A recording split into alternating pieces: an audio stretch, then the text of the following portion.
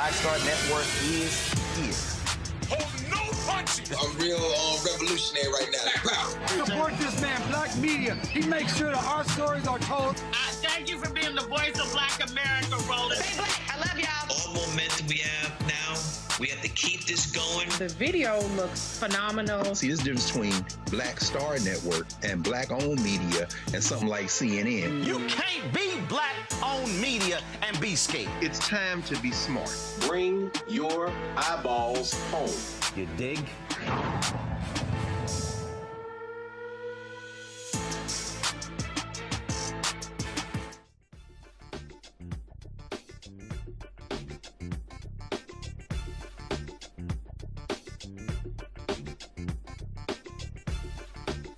Folks, today is Tuesday, April 28, 2026, coming up on Roland Martin Unfiltered, streaming live on the Black Star Network. A special 2-hour show with Iyanla Vanzant. We're talking about the issue of black men, black women, and domestic violence. Nearly 200 people have lost their lives this year due to domestic violence. We talked about in the last couple of weeks a number of major cases all across the country involving African Americans. We're going to walk through a variety of issues, how emotional we are, mental health, you name it, we're going to talk about it, because if we do not confront what's going on, we're going to continue seeing more and more and more of these cases, whether they end in murder or whether or not it is women who are being beaten by their partners, by their husbands. Folks, it is time to bring the funk. On Roland Martin Unfiltered on Black Star Network. Let's go.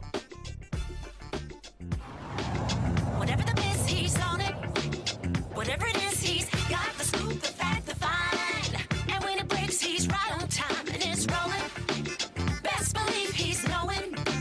Putting it down from sports to news to politics. With entertainment just for kicks, he's rolling. It's on go, y'all. It's Roland Martin, yeah. Rolling with Roland now. He's funk, he's fresh, he's real, the best, you know he's Roland Martin now.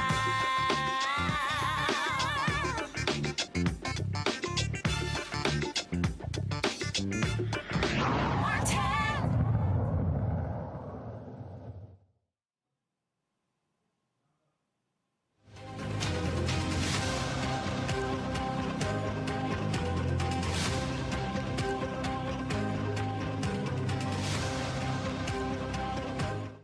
Folks, to understand what has been going on when it comes to this issue of domestic violence in the black community, and let's be real clear, domestic violence impacts all communities, but we center African Americans.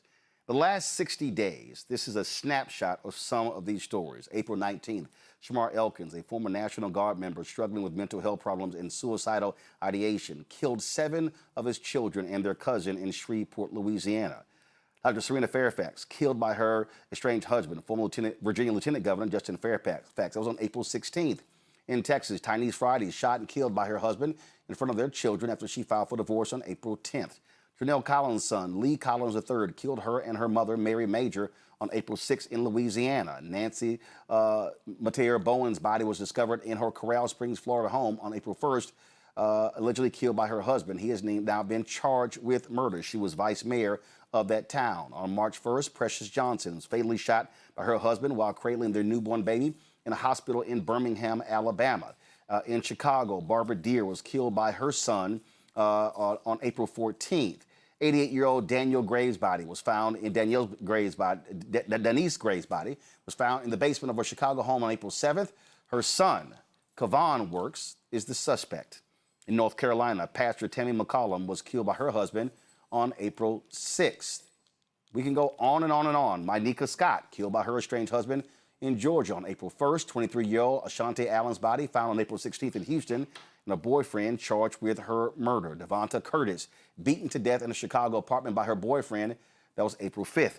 Tamika Kamwani, killed in New Jersey by her ex-fiance on March 27th. Victoria Alexander, a nurse in New Jersey, killed inside her workplace by her estranged husband on April 13th. Alonda Cuffey, a postal worker in Florida, killed by her stepfather on April 19th. Hundreds more women have been killed by someone who promised to love them. According to the Gun Violence Archive, there have been at least 159 cases of family annihilation or murder-suicide by gun so far in 2026. Nearly 20 people are physically abused per minute. More than 10 million people are abused every year. 1 out of 4 women and 1 out of 7 men experience domestic violence. Some 10 million children are witnesses to some form of domestic violence. We can go on and on with these stats. What does this say? It says that we have a significant problem in this country when it comes to anger, when it comes to resentment, when it comes to the issues that go on between couples. How do we deal with it? How do we control our anger? How do we deal with our past? How do we deal with PTSD, our trauma? How do we deal with all of those things?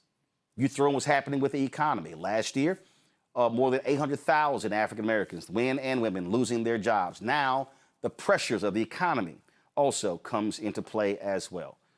And so we've been talking to a number of experts for the past couple of weeks, and we want to continue the conversation tonight with Iyanla Vanzant. Many people know her for her work on television on numerous shows, really delving into interpersonal relationships between men, women, and children. And she joins us here in our Black Star Network studio. So I'm going to walk right on over and begin our conversation. Iyanla, glad to have you here. Glad to be here. In our house. Glad to be here. Glad to be here. Let's see. All right. Let's see. Are we straight? Can y'all hear? Are we good? All right. Let's get right into this. It's a lot of places we can start. And what first jumps out is I've looked at the discussions of the last couple of weeks. And sisters against brothers, brothers against sisters. I had one, I'm gonna start this. We had a sister who hit me the day of, we did the initial story of what happened with the Fairfaxes in Virginia. And she said, this is on men. This is on men. Brothers gotta deal with this. And I said, you're right. About 4 or 5 days later, she said, this is only gonna work if men apologize to women. Brothers gotta understand the pain that sisters are going through. And I said to her, I said, well, if there has to be a conversation, brothers have to acknowledge sisters' pain. Sisters gotta acknowledge brothers' pain. I said, because both have to heal. No, they gotta do it first. And I said to her, if it's going to be a pain Olympics, then we're never gonna be able to have the conversations that we need to have. Yeah. That is not a function of who. First of all, thank you for having me, Roland. I was really honored when you called me because, you know, I'm not talking about social media ticks and tacks. I'm talking about healing. And the one thing I want to say is throughout this country and everywhere, we're not taught how to heal. We just aren't. Right. We're taught, you know, A squared plus B squared equals C squared. We're taught how to get a job. We're taught how to make other people happy, but we're not taught how to heal. And back to your opening comment, this thing about them against us and us against them, it's us, it's them, all of us are descendants of slaves. All of us carry a wound that has never been acknowledged. We carry grief that has never had a funeral. We carry sadness that was never given a name. And yet we try to function in this system, in this society that was really built to demoralize, diminish, dehumanize us. I need people to understand, and I know we have a hard time. Black men are not the enemy of black women. And black women are not the enemy of black men. But that is how it's been set up. Right. And that's how we seem to be stepping into it. But culturally, we are a communal people. I was thinking about this today as I was driving. Our ancestors, they took care of each other, but not in a codependent way. If the brothers went out and they slaughtered a boar, that boar was cooked in a big pot in the middle of the village. So somebody slaughtered it, somebody skinned it, somebody, you know, opened it up. One family may have brought the greens, the tomatoes, the whatever they had. And that stew was cooked in the middle of the village and everybody got some. But it was the family that needed it that got the fur. And they didn't fight over it. Okay, they need the fur this time. That is what's in our DNA, in our blood, and we don't live like that anymore. We live againstness because that's what we are taught, and that's what's killing us. Well, it's interesting as you were talking about that because I joke often. I grew up in Houston, 8 blocks from my grandparents. Every Sunday we were at their house. They had 8 kids. Those 8 kids had 39 kids. Those 39 kids had like 70 plus. Those 70 plus kids had like 120, 130. 1,500 square foot house. Everybody got fed. But the thing is, we were there every Sunday. Yeah.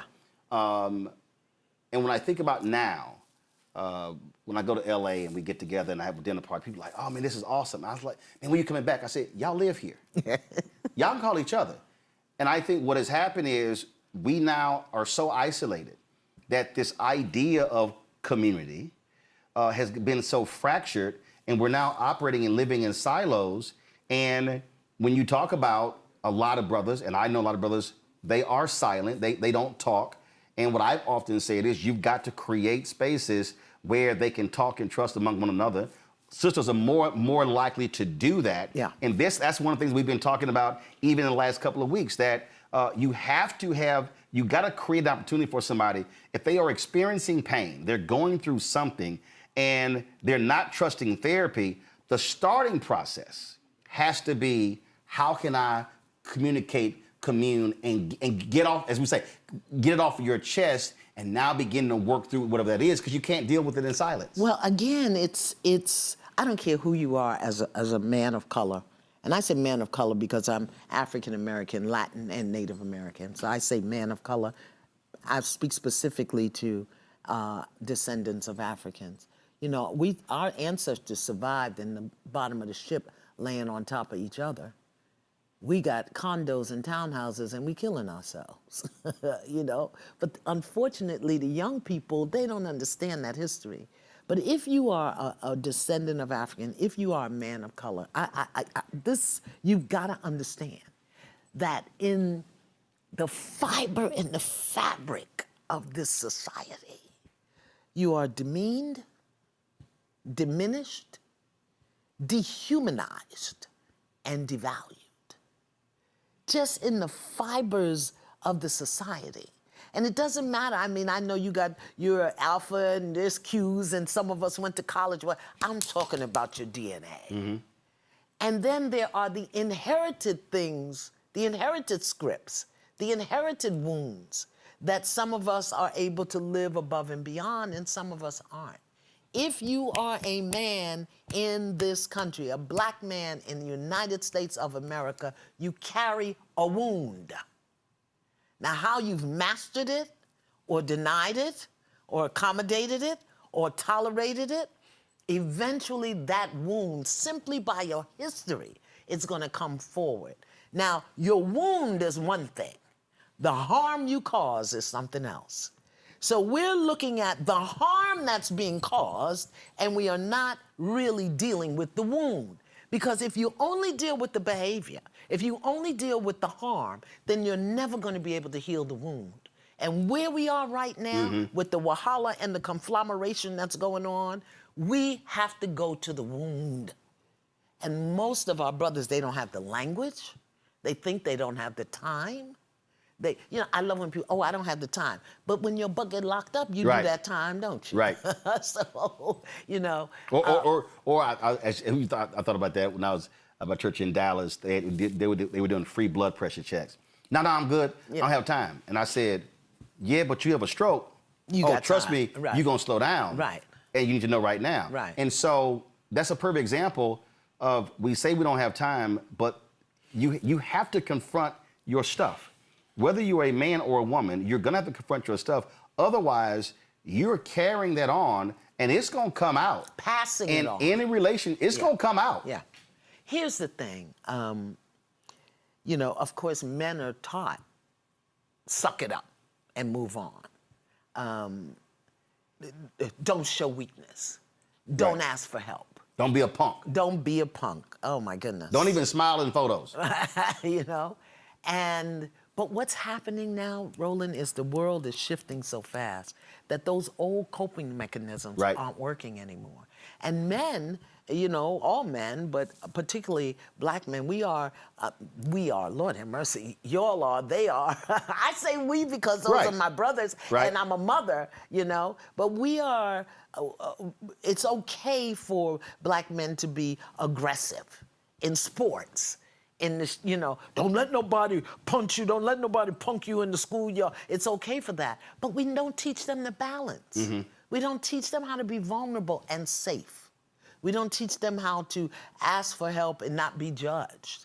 And all of that stuff in the way the world is speeding up. And now you got cats, oh, you being sassy, you being feminine. That's feminine. Yeah. No, first of all, if you're showing vulnerability, that's actually a strength. That's not weakness. No. That's a strength. But see, anger eventually becomes intimidation. Fear eventually becomes aggression. Sadness becomes withdrawal or isolation or escapism into anything. Now, we're talking about men, right? Are we gonna get to the women? Because all these men had a woman in their life that raised them. So we got to look at how we infected our sons, not from a place of heated judgment. And that's why we haven't been able to have the healing conversation. Because the minute you begin to speak to the issues as they are, people feel attacked or they feel judged and they go into meltdown. But we have been conditioned to accommodate dysfunction. Roland, I lived for 9 years in a marriage with a man that beat me every time the sun came up. And I stayed for 9 years telling myself that my kids needed a father. And it wasn't until my son explained to me, I'll tell you the situation. My husband was 6'4", 260, okay? On a good day, I'm 5'6". As I get older, I may be 5', 5.5". But he's explained, he wasn't grown when he shared with me a situation where my husband literally had me on the floor and was choking me. And I'm screaming to my son, he was the oldest, call the police, call the police. And my husband is saying to him, don't you move. So he's watching this man, wasn't his father, but he was raised as he was his father. He's watching this man who he considers his father, choking his mother on the floor. And she's gasping for air. Call the police, help me call the police. And this 6'4", 260 man, daddy, is saying, don't you move. My son grew up. I never processed that with him because I was busy processing my own being choked, okay? But that's what he grew up with. That's an unaddressed trauma. That's an unaddressed trauma. How many men saw that? How many men, young men today saw that or something similar? So we've been conditioned, programmed, expected to accommodate dysfunction and to silence our pain. Like I said, grief that never had a funeral. Never had it. And then to go out in the world and function. And make money for other people and make other people happy and please a woman and raise a kid and brush your teeth. So we're gonna find ways to escape. And we've got to learn. Here's the message that I have for men. You gotta learn to feel. And then name what you're feeling. Unfortunately, most men, black men, are emotionally illiterate. They know happy, they know sad, they know angry. They may know irritated. They don't know embarrassment. They may not know anxiety, frustration. They may not know elation or bliss. They have a very limited emotional vocabulary. So they know anger, they know it's bad or wrong, but when the nervous system becomes overwhelmed, you got Fairfax, a man who shoots 7 of his 8 babies. How does a father shoot a 3-year-old? And what's interesting about that, when his mother was interviewed, she said, I told my son, you can get through this. You can beat this. and he said, paraphrasing, I think the demons are too strong. Yeah. He had spent a week in the VA hospital. And this is not judging her, but when she says, son, you can beat this, and she mentioned prayer, this is when I say, I understand prayer. Yeah. I believe in prayer. Yeah. I believe in God, believe in Jesus, but God also put people here. Black therapists. Have put experts here, and it's not enough to say to somebody, you can get through this. You can't get through something if you don't even know what the hell you even are trying to get through. What are you feeling? What are you thinking? Where did it come from? Who knows how that trauma my son experienced at 9 has showed up in a variety of ways in his life? Who knows what this young man experienced in his childhood? Wasn't he in the war? Wasn't he a vet or something? Well, he was in the military. He had not gone overseas, but his mother talked about when she was on crack. Okay. When she was a drug addict, and he was 16 and having to experience that. Now, with that, this is what I got from a lot of sisters. You're centering the man. You should be centering the woman and the kids. Roland, that's excuses. And so when I talked about mental health, it's like, that's excuses. And what I'm saying is, I'm not dismissing it. I'm not coddling anybody. I'm not offering an excuse. But in order for us to confront the issue, and because the desire is for women not to be killed, for children not to have to experience it. But the desire is for men not to do that. Right. So if that's our desire and that's our goal, then we have to sit down and go, okay, why is this person so mad and so angry? What are these demons? What did you experience? You literally have to deal with that. And I keep saying that if men commit 96% of all domestic violence, we have got to confront what is going on between the ears of these men. Well, again, we live in a society that and the average day, well, first, let me just say this out loud, because we have been desensitized to the magnitude of mental imbalance, mental health issues, because we're looking at it every single day and calling it something else. The leader of the free world has a diminished mental capacity.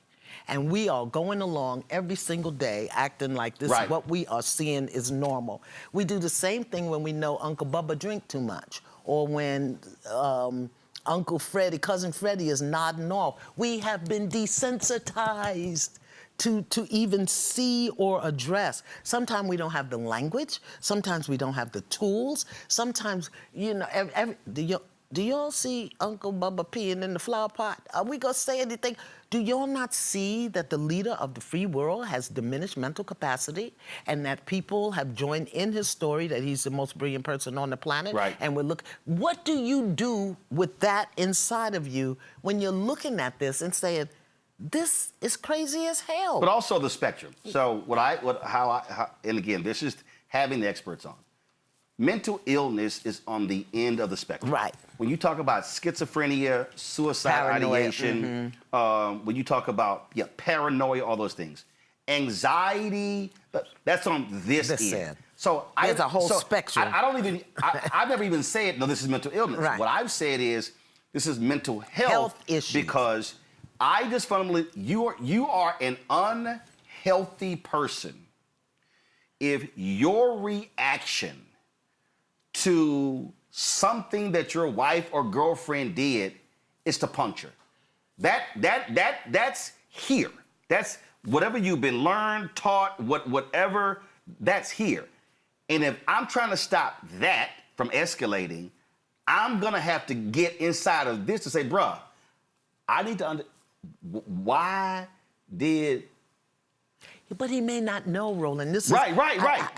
He may not know, but the only way we're gonna get to that, it has to be drawn out of him in therapy or whatever. Otherwise, if he's just walking around like, I don't know, he's gonna be a loose cannon. Well, that's why we are each, I was so grateful, really, that you were asking these questions, because part of it is we each, Roland, you, me, everybody listening, watching, has to begin to take responsibility for their own internal well-being. We seem to abdicate that responsibility, and we think that happy flowers, that's what I call marijuana, happy flowers or liquor or drinking or shopping or watching, binging TV, people dating computers. Spiritual hygiene. We have to take responsibility for our own inner well-being. We are looking at people leading this country and telling us stuff that we can't trust, that we don't know where it's taking us. We don't know when they're going to turn on us. You know the number of people right here in the DMV that lost jobs? Good government jobs? Where are they now? And now what money they have, they're spending on gas. You got to learn how to emotionally regulate. Right. Period.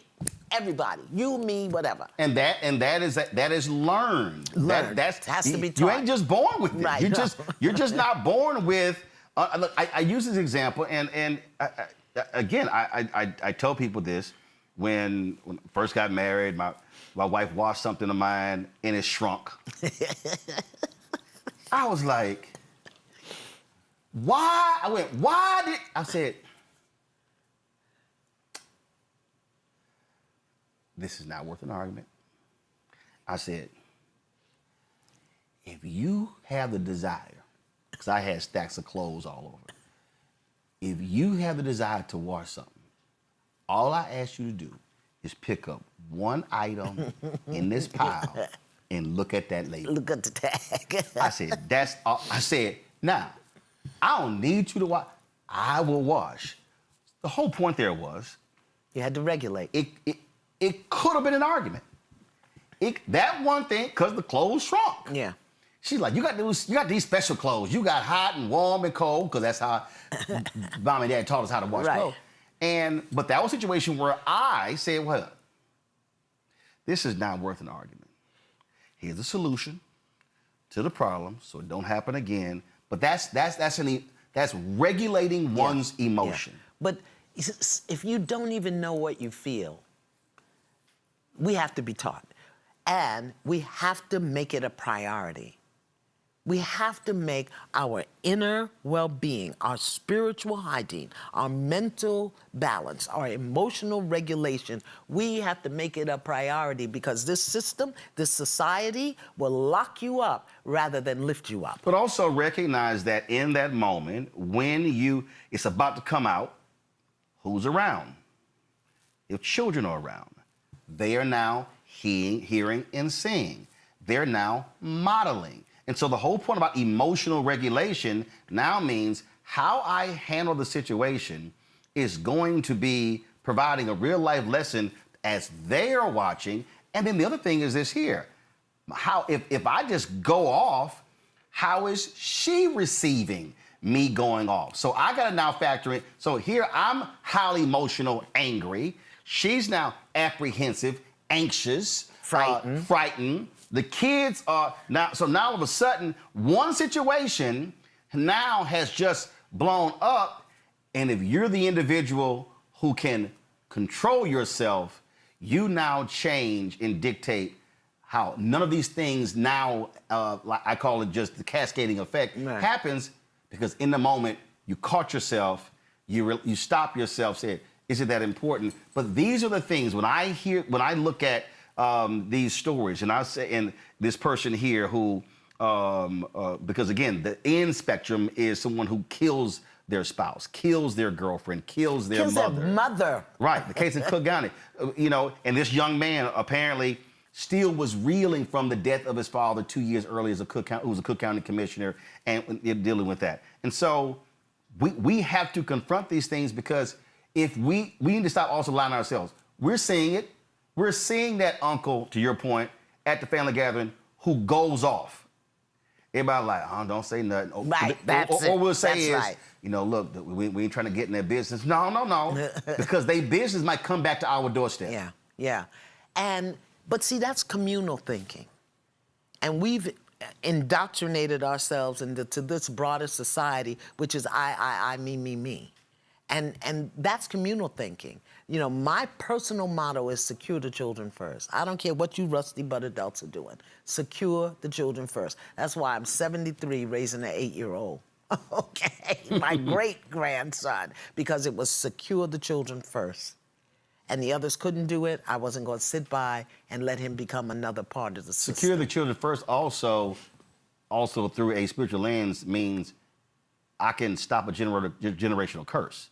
Yeah. Because the thing is, if that's not addressed, now all of a sudden that child now may emulate 20, 30 years down the road. Absolutely, but do you know how many people have inherited the wound, inherited the break, inherited the curse, and we're taught and trained to accommodate it, to tolerate it, to call it something else. I think one of the things that, and I'm going to talk about black women in just a moment, but I think one of the diseases that's spreading among black men that we really have to address is hopelessness. Because I've talked to a lot of brothers, and they say it's like, no matter how hard I try, I'm not getting ahead. No matter what I do, it's never enough, it's never right. And they're talking about both in the world and at home. At home. I'm not appreciated, you know, and everybody's not college bound.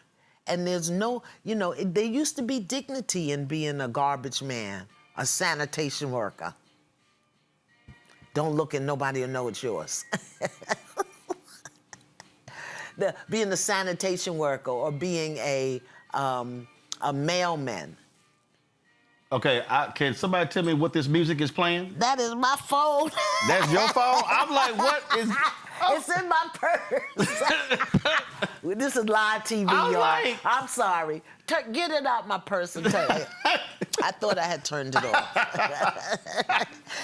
see how we were getting ready to act like it wasn't going on? Like, I was trying, like, is that going to end? Is something happening? Well, all right, go ahead. That's Uncle Bubba peeing in the plant. We acting like it's not going on. I'm like, is that thing going to shut down? But hopelessness. So many brothers are hopeless. And when that happens, they don't have anything to lose. So they'll just go there, go off the deep end. And the way that we got to support them in addressing, acknowledging, feeling the hopelessness is to begin to give them tools and opportunities and a safe place for them to be vulnerable, to be wounded. Where is a safe place for the average black man to be wounded, broken, vulnerable? Where is that? Women, because we hunt and gather, we come together and we gonna get you straight. He left you, let's all beat him. You know? Right. Or let's go shopping. We have a different culture, a different community among us. But what has also happened for us is black women have been taught to love deeply, to love loyally, and to love sacrificially. We will sacrifice ourselves for the love of our partner, our family, our children. And in doing so, very often, we sacrifice what we know, what we feel, what we sense, and we won't speak to the phone ringing in the middle of the live TV show. When you talked about how women gather, and this was one of the first things we talked about. We had two male psychologists on, and we challenged men. We said that what can't happen, what you can't have is a group of guys who get together, 5, 6, 7, 8, and they don't talk. Yeah. Or they don't talk about share. ball. It's always playing. And I've told this story many times. That was it was a church men's retreat, and I had a work retreat that Friday, and the men's retreat was Friday, Saturday. It ended Sunday morning. And so I go on Saturday, and when I arrived around 4 o'clock, where's everybody at? Oh, games, fishing, doing whatever. Okay, all right. Okay. So then it was time to eat. Then there was a service that was around 7 o'clock. Okay. About an hour into this service, I see them bringing out trays of food and stuff behind me. I go, yo, what the, oh, yeah, so we probably gonna be done with this about 30 minutes. And so then we got Domino's cards and television. I said, I'm sorry. Y'all had a whole day of games and outdoor activities. And they came back and we gonna spend 90 minutes on stuff and then it's back to games. I said, nah, this ain't gonna work. And so I stood up and I said, I don't know. I said to the organizers, I don't mean no disrespect, but I know cats in right now who marriages are about to be over. I know some of the stuff. I said, and y'all literally are not going to deal with this. I said, you've had women who have paid for you to come here. You've had mothers and wives and aunts and I said, and you gonna come here to play games and go back the same way?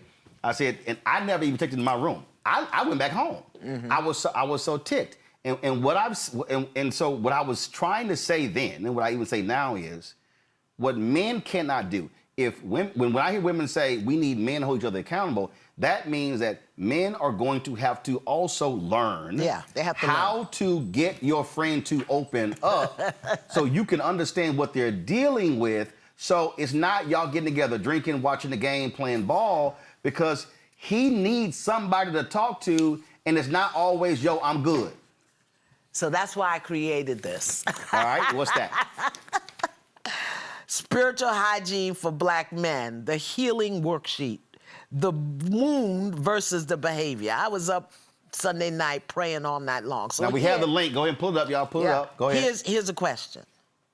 What is the wound I carry? Let's just start there. What is the wound I carry? There may be 10 of them. There may be one. And you don't move until you can name that thing. Because you won't know what you're dealing with. You won't know what you're looking at. You won't even know what kind of help you need until you can identify the wound that you carry. Everybody carries one. I got one, you got one. How we manage it, how we've addressed it, how we've dealt with it, or how we've accommodated it, tolerated it, denied it, ignored it, and then shot somebody or did, 7.5 to 15. Or we smoking more happy flowers than we eating grits. What is the wound you carry? Every black man, write that down, or come get the sheet. And then you gotta identify, where did it come from? Some of it is inherited. Can you hear me? I inherited some stuff from my birth mother, whom I never met. She died when I was 2. But there's some stuff that I inherited from her, and one of them was remaining loyal to people who treat me badly. My mother was a car cleaner on the Pennsylvania Railroad in the 1920s. Do you know how people treated her?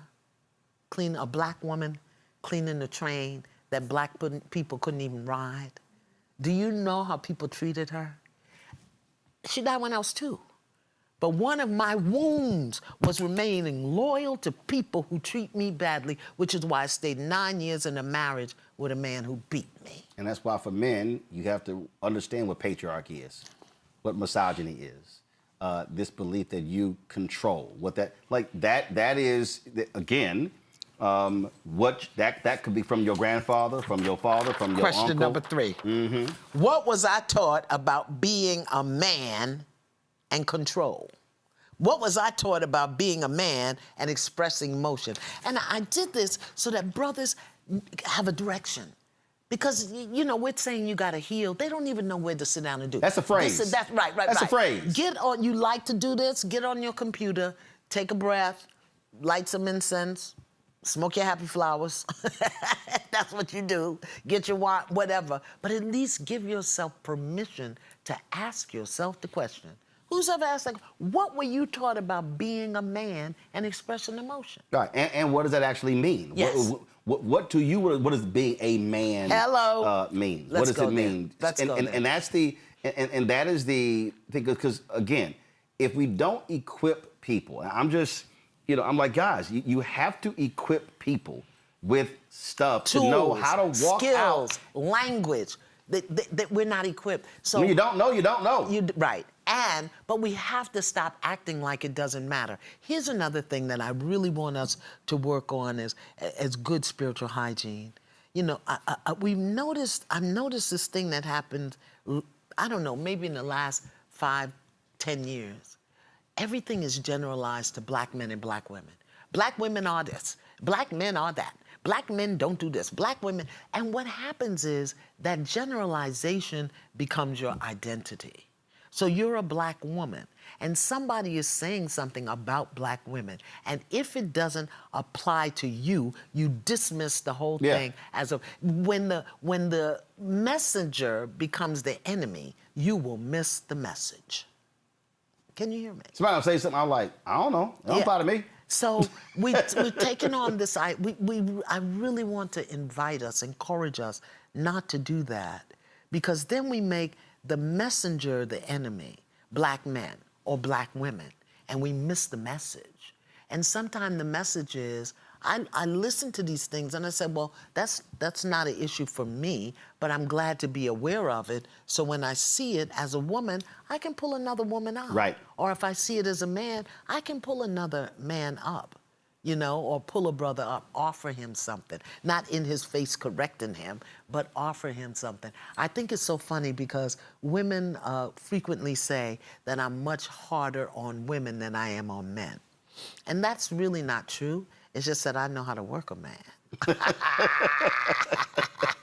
See, I can be in another woman's face because I am a woman. We can stand nipple to nipple, navel to navel. I can't do that with no man.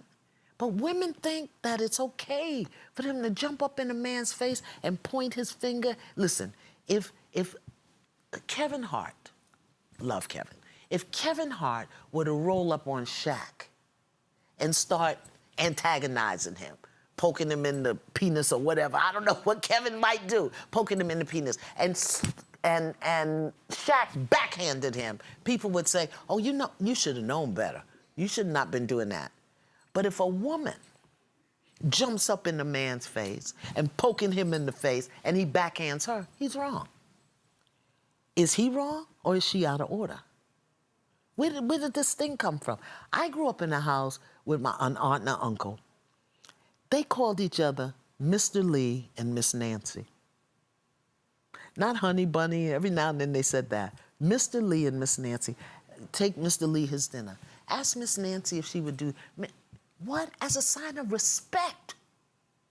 As a sign of respect. When the family came together on Saturday, the men folk went downstairs, the women folk were upstairs. They were drinking their brown liquor out teacups.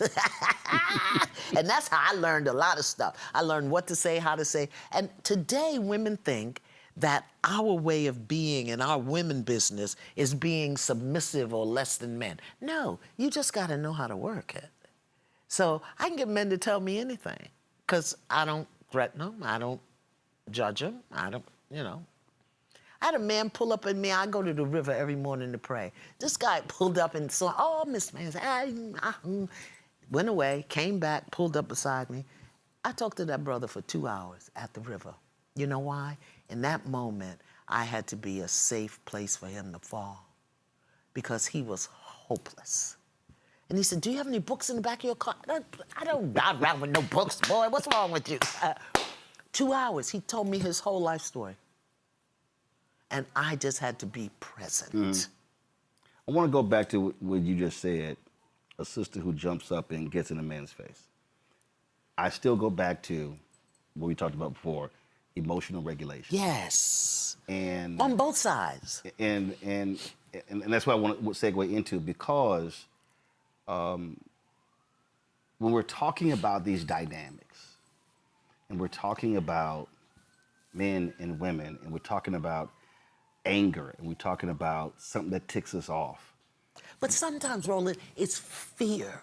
Sometimes it's shame. Sometimes it's guilt. Sometimes it's embarrassment. But when we don't regulate, all of those things will spill forth in the same way. Right. And the thing, what jumps out at me, I just keep going back to, my goal is to avoid the murder-suicide. The goal is to avoid the murder. The goal is to avoid the beating. The goal is to avoid the verbal abuse.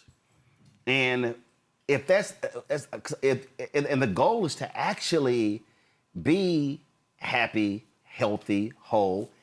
And even if you don't work out, even if you don't get divorced, it doesn't turn into War of the Roses. It doesn't turn into I want to destroy you.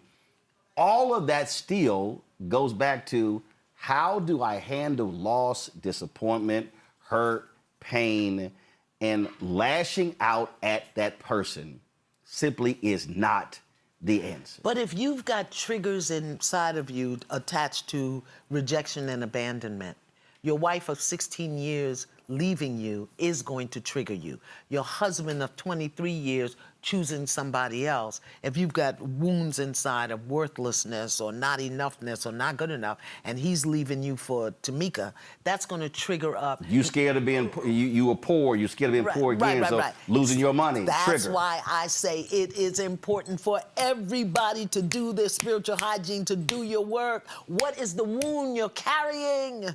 And what were you taught?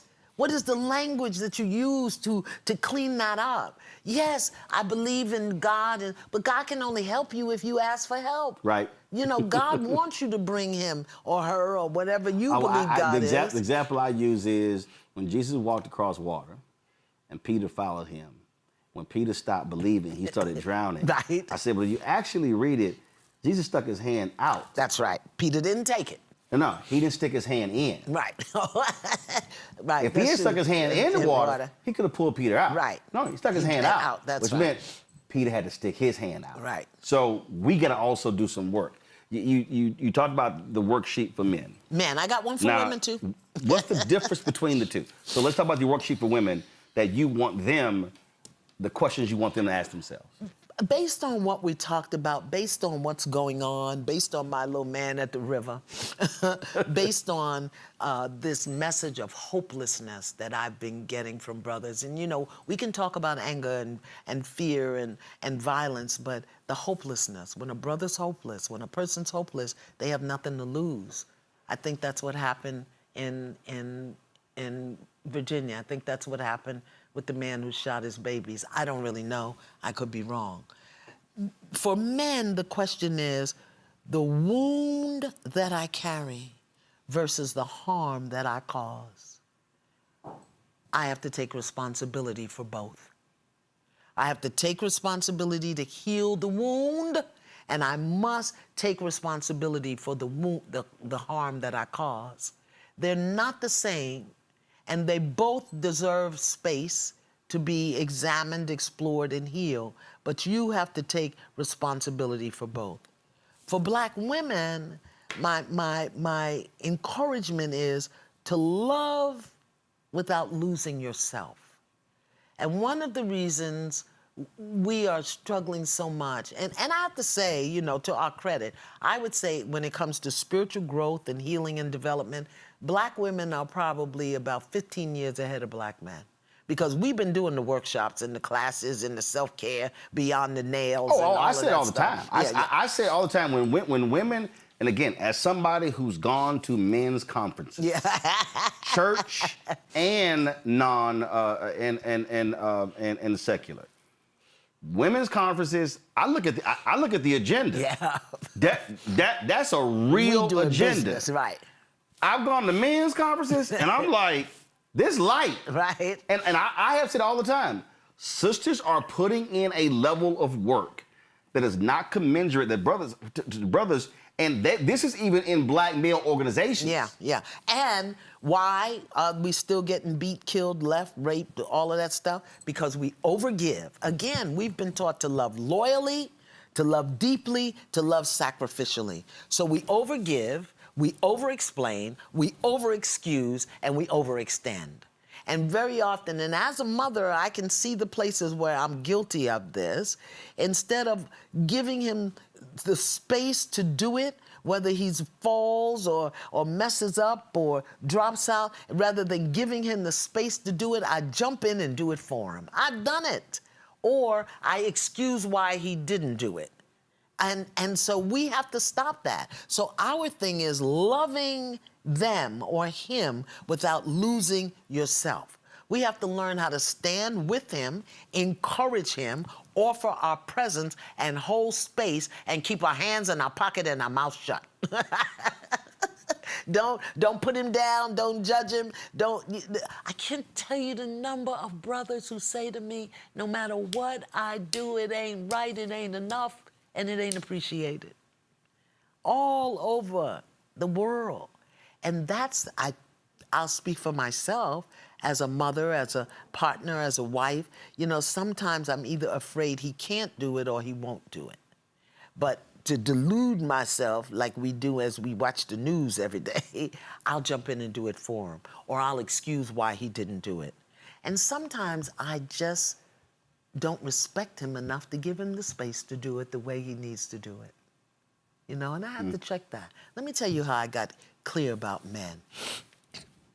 Sitting around many, many years ago, maybe 40 years ago, sitting around the table, a bunch of us, I don't know, on a Saturday, I don't know what we were doing groceries or whatever.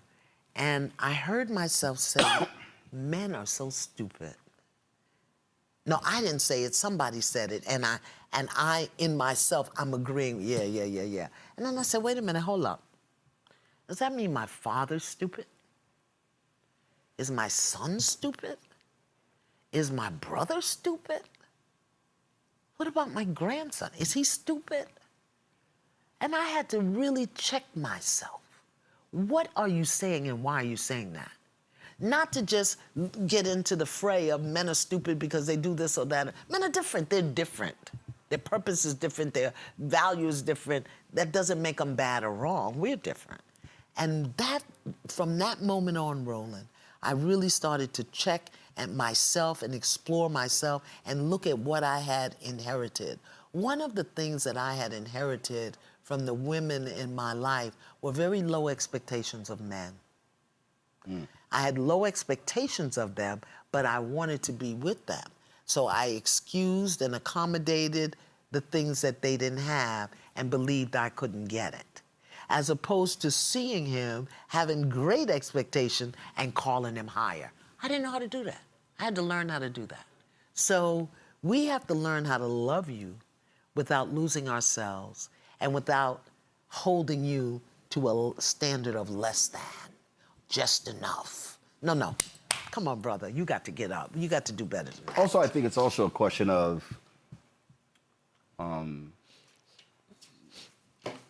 when somebody reveals something, believe it. Yes. Don't look, a red flag is a red flag. Yeah. Okay?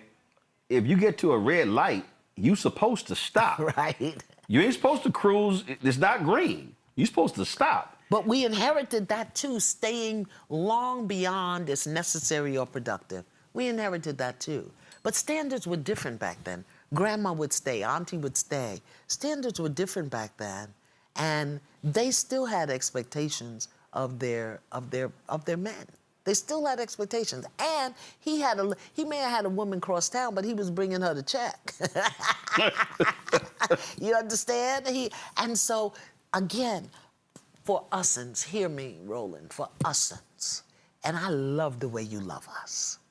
I've known you how many years, and I know you as a journalist, I know you as an editorial speaker, and I know you love us. I love the way you love us. I don't agree with you all the time. How many times I tell you, Roland, behave yourself? But I love you have the space, and I want to give you the space without making you wrong, without beating you. Nobody, don't come to me and talk to me about Roland Martin. You can't talk to me about Roland Martin, Tavis Smiley. You couldn't talk to me about Bernard Shaw, Ed Bradley. You understand? No. Cornel West, because I know how you love us. Now, if we got an issue, I'm coming to you. I'm not getting online. Roland, that's not who we are. That's not my grandmother. If you ain't got nothing nice to say, don't say it at all. Where did we get this thing of getting online and tearing each other down? What is that? So Another spiritual component of this is our very own ancestors in our DNA are rebelling against us because we are out of order. We are misbehaving. We got bad spiritual hygiene. Bad, bad, bad. And so our own inner dysfunction is becoming more and more pronounced because we're being called to heal. Called to heal. And some of it means go back to basics. Shut up. Stay your behind off. When I saw some of the things that people were saying online, that's when I had to go do my research. So here's the first question for women, all you women out there watching. What am I thinking about my current relationship with the men in my life? See, men need to feel, women need to get their thoughts and their feelings in alignment. What am I thinking about the current relationships with the men in my life, whether that's son, father, husband, lover, brother? Because if you do it anywhere, you do it everywhere. If you think your father's an asshole, you think the same thing about your son, your brother, and your lover. We don't understand how the mind works, but that's how it works. So what else gonna do? I brought up earlier, pain. Yeah. And a lot of sisters have talked about the pain, what they endure, what they go through. And I absolutely do believe that a lot of men, a lot of brothers, don't give that any thought whatsoever. Don't give it any thought. That was I'm going to send y'all the link. I want y'all to pull it. Trevor Noah was on a podcast talking with this sister. Yeah. And the sister said, okay, so we're taught to carry mace. We're taught to not dress provocatively. We're taught. So she went through this whole line of things. Yeah. And she said, so we've been taught all these things to do.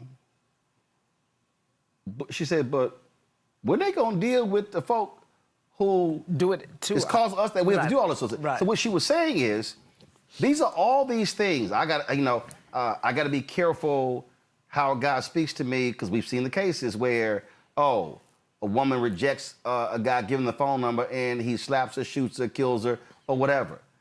And men have to recognize that that exists, and not just from the area of, if that happened to my sister, I'm gonna hurt somebody. Right. If it happened to my daughter, I'm gonna hurt somebody. Well, guess what? That other woman is somebody else's daughter. Right. It's somebody else's sister. So part of this is also, I do fundamentally believe, men having to sit down to understand what that sister also is going through. If both folk are going through pain and difficulty, yeah, I better understand. I just can't expect her to understand what mine is. I better have an understanding of what hers is too. Well, when we go into relationship with somebody, we're not just going into who they are today. We're going into relationship with everything they've been through. Right, yeah. There you go. Everything they've been through, every experience, everything. And a man can't give you what he can't give himself. If he can't give him space to be his own self, space to be sad, to be vulnerable, to be whatever it is, how's he going to offer that to you? This is why it's important that we each do our individual work. I can say this, I was physically, sexually abused as a child. I was neglected. I wasn't raised. I just kind of grew up in the environment. I got my first job when I was 13, and my father used to come on my payday to pick me up from work and take my money and give me just enough money to get back to work. When I told my brother, I had an older brother, when I told my brother that my husband was beating me and I needed, know what he said? What you want me to do about it? When I told my father that, I said, please come talk to him.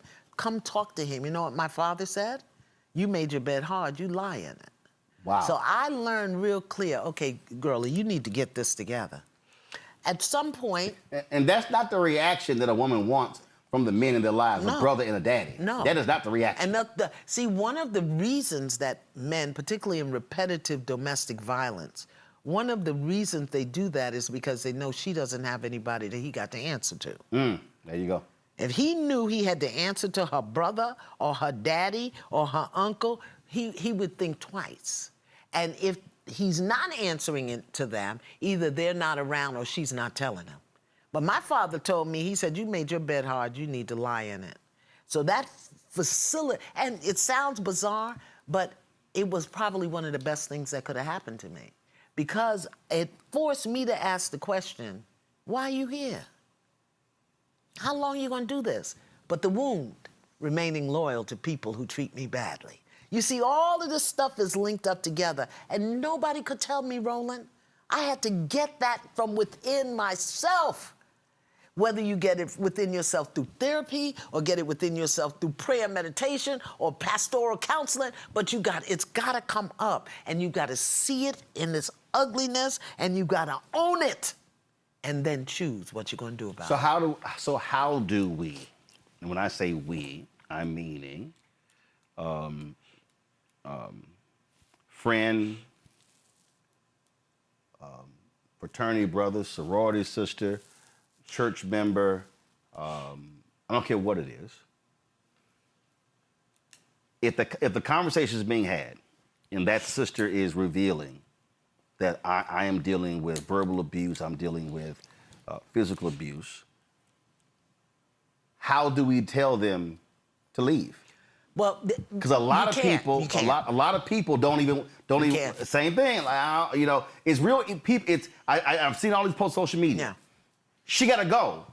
Can't. And it's easy to type that in a tweet. Yeah. Or on Threads. Yeah.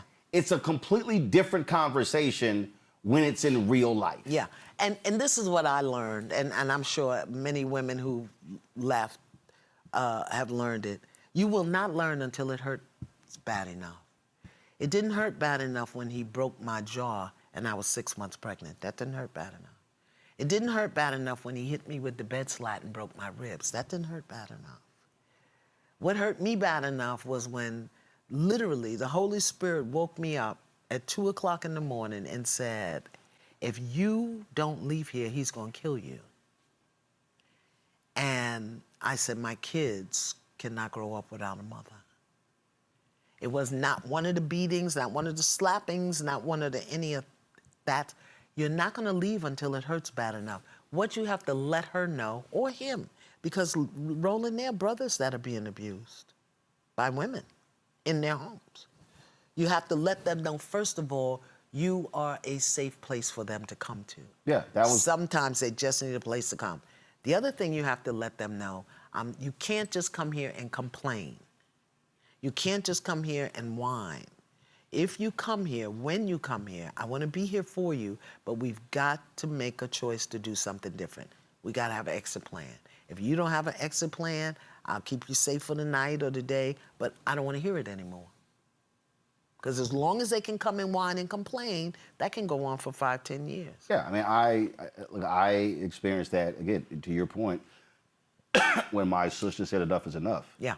And we knew there were issues. I could not make her leave. Yeah, no, she won't. But the whole point was, when you ready to leave, because I couldn't stand his ass, the first day I met him, like literally when I met him, could not stand his ass. Yeah. But the whole deal was, when you're ready, just say when. Yeah. And then when that day came, extracted from her apartment, my brother and his wife, meet halfway between Dallas and Houston, her and her 2 kids, 5 and 2, come to my house, just backpacks on them, and that was 24 years ago. It hurt bad enough. She was ready to go. And the thing is, and I put the question that way because, again, I'm seeing the responses from people. Yeah. And I'm trying to get folk to understand we are making comments in hindsight and not in real time. Yeah. And not understanding that there are dynamics, that there are financial dynamics. There are people who still, through the pain, through the agony, through all that, still love each other. Yeah. The connection with how the children are used in the tug of war as well. All of that. And so it's not as simple for us to say now, look, you got to go, you got to go, you got to go, because I'm not in that person's shoes. But I do believe that we, men and women, always have to be paying enough attention. Yeah. Where we also are seeing the signs. We're seeing the change in her behavior. We're seeing the change in her pattern, how she's looking over her shoulders, and where she might be at the house and he's texting and calling 6, 8, 10 times, dating like a stalker. That's where we have to be equipped to be able to ask him things, which is why also going back to the worksheet, because I got to be able to convey something to you for you to let me know what's going on and the pain you're dealing. But staying is a mental health issue also. I didn't know that when I stayed. Like I said, my wound was remaining loyal to people who treat me badly. I needed help with that. And also not knowing how to ask for help. I didn't know how to ask for help. When I finally did ask for help, it was rejected. And then I was left with, I have to figure this out on my own. Unfortunately, I didn't trust myself enough to think I could until literally divine intervention. I left with nothing. My 3 babies, 3 bags, and I left with nothing. I had a mental health issue. I needed support.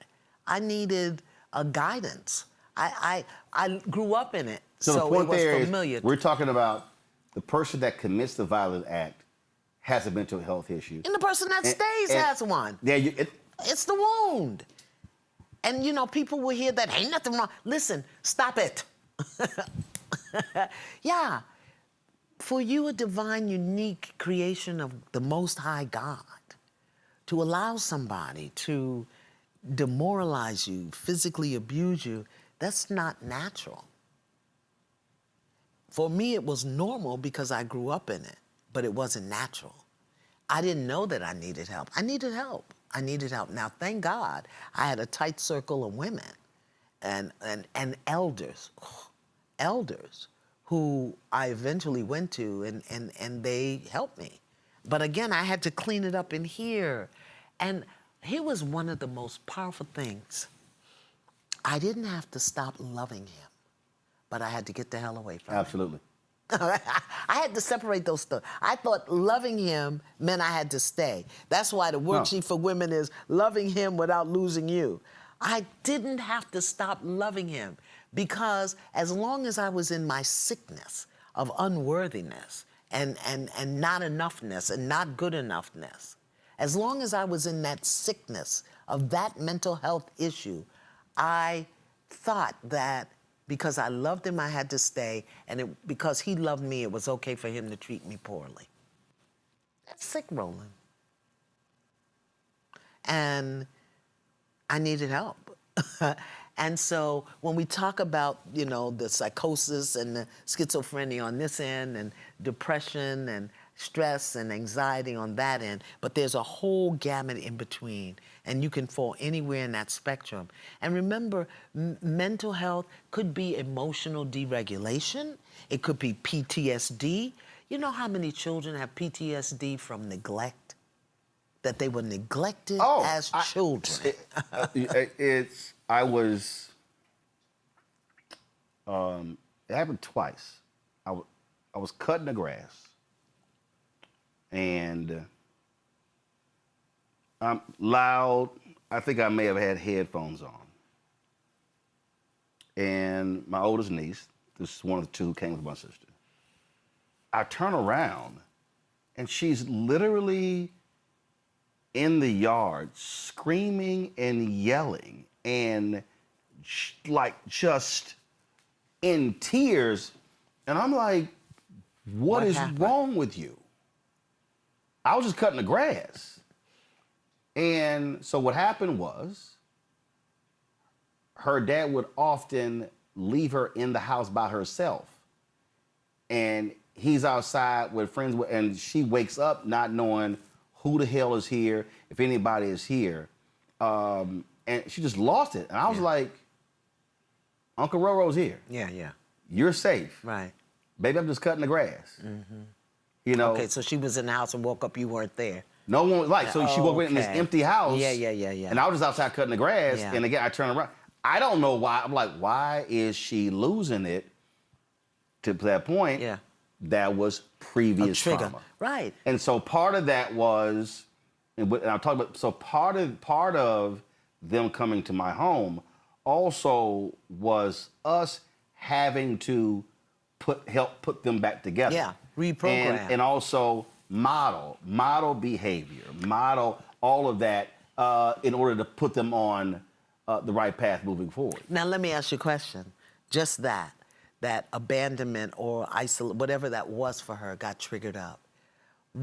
Do you realize that had you not been there, she would have had to regulate that herself, and she may have stuffed it or suppressed it or called it something else.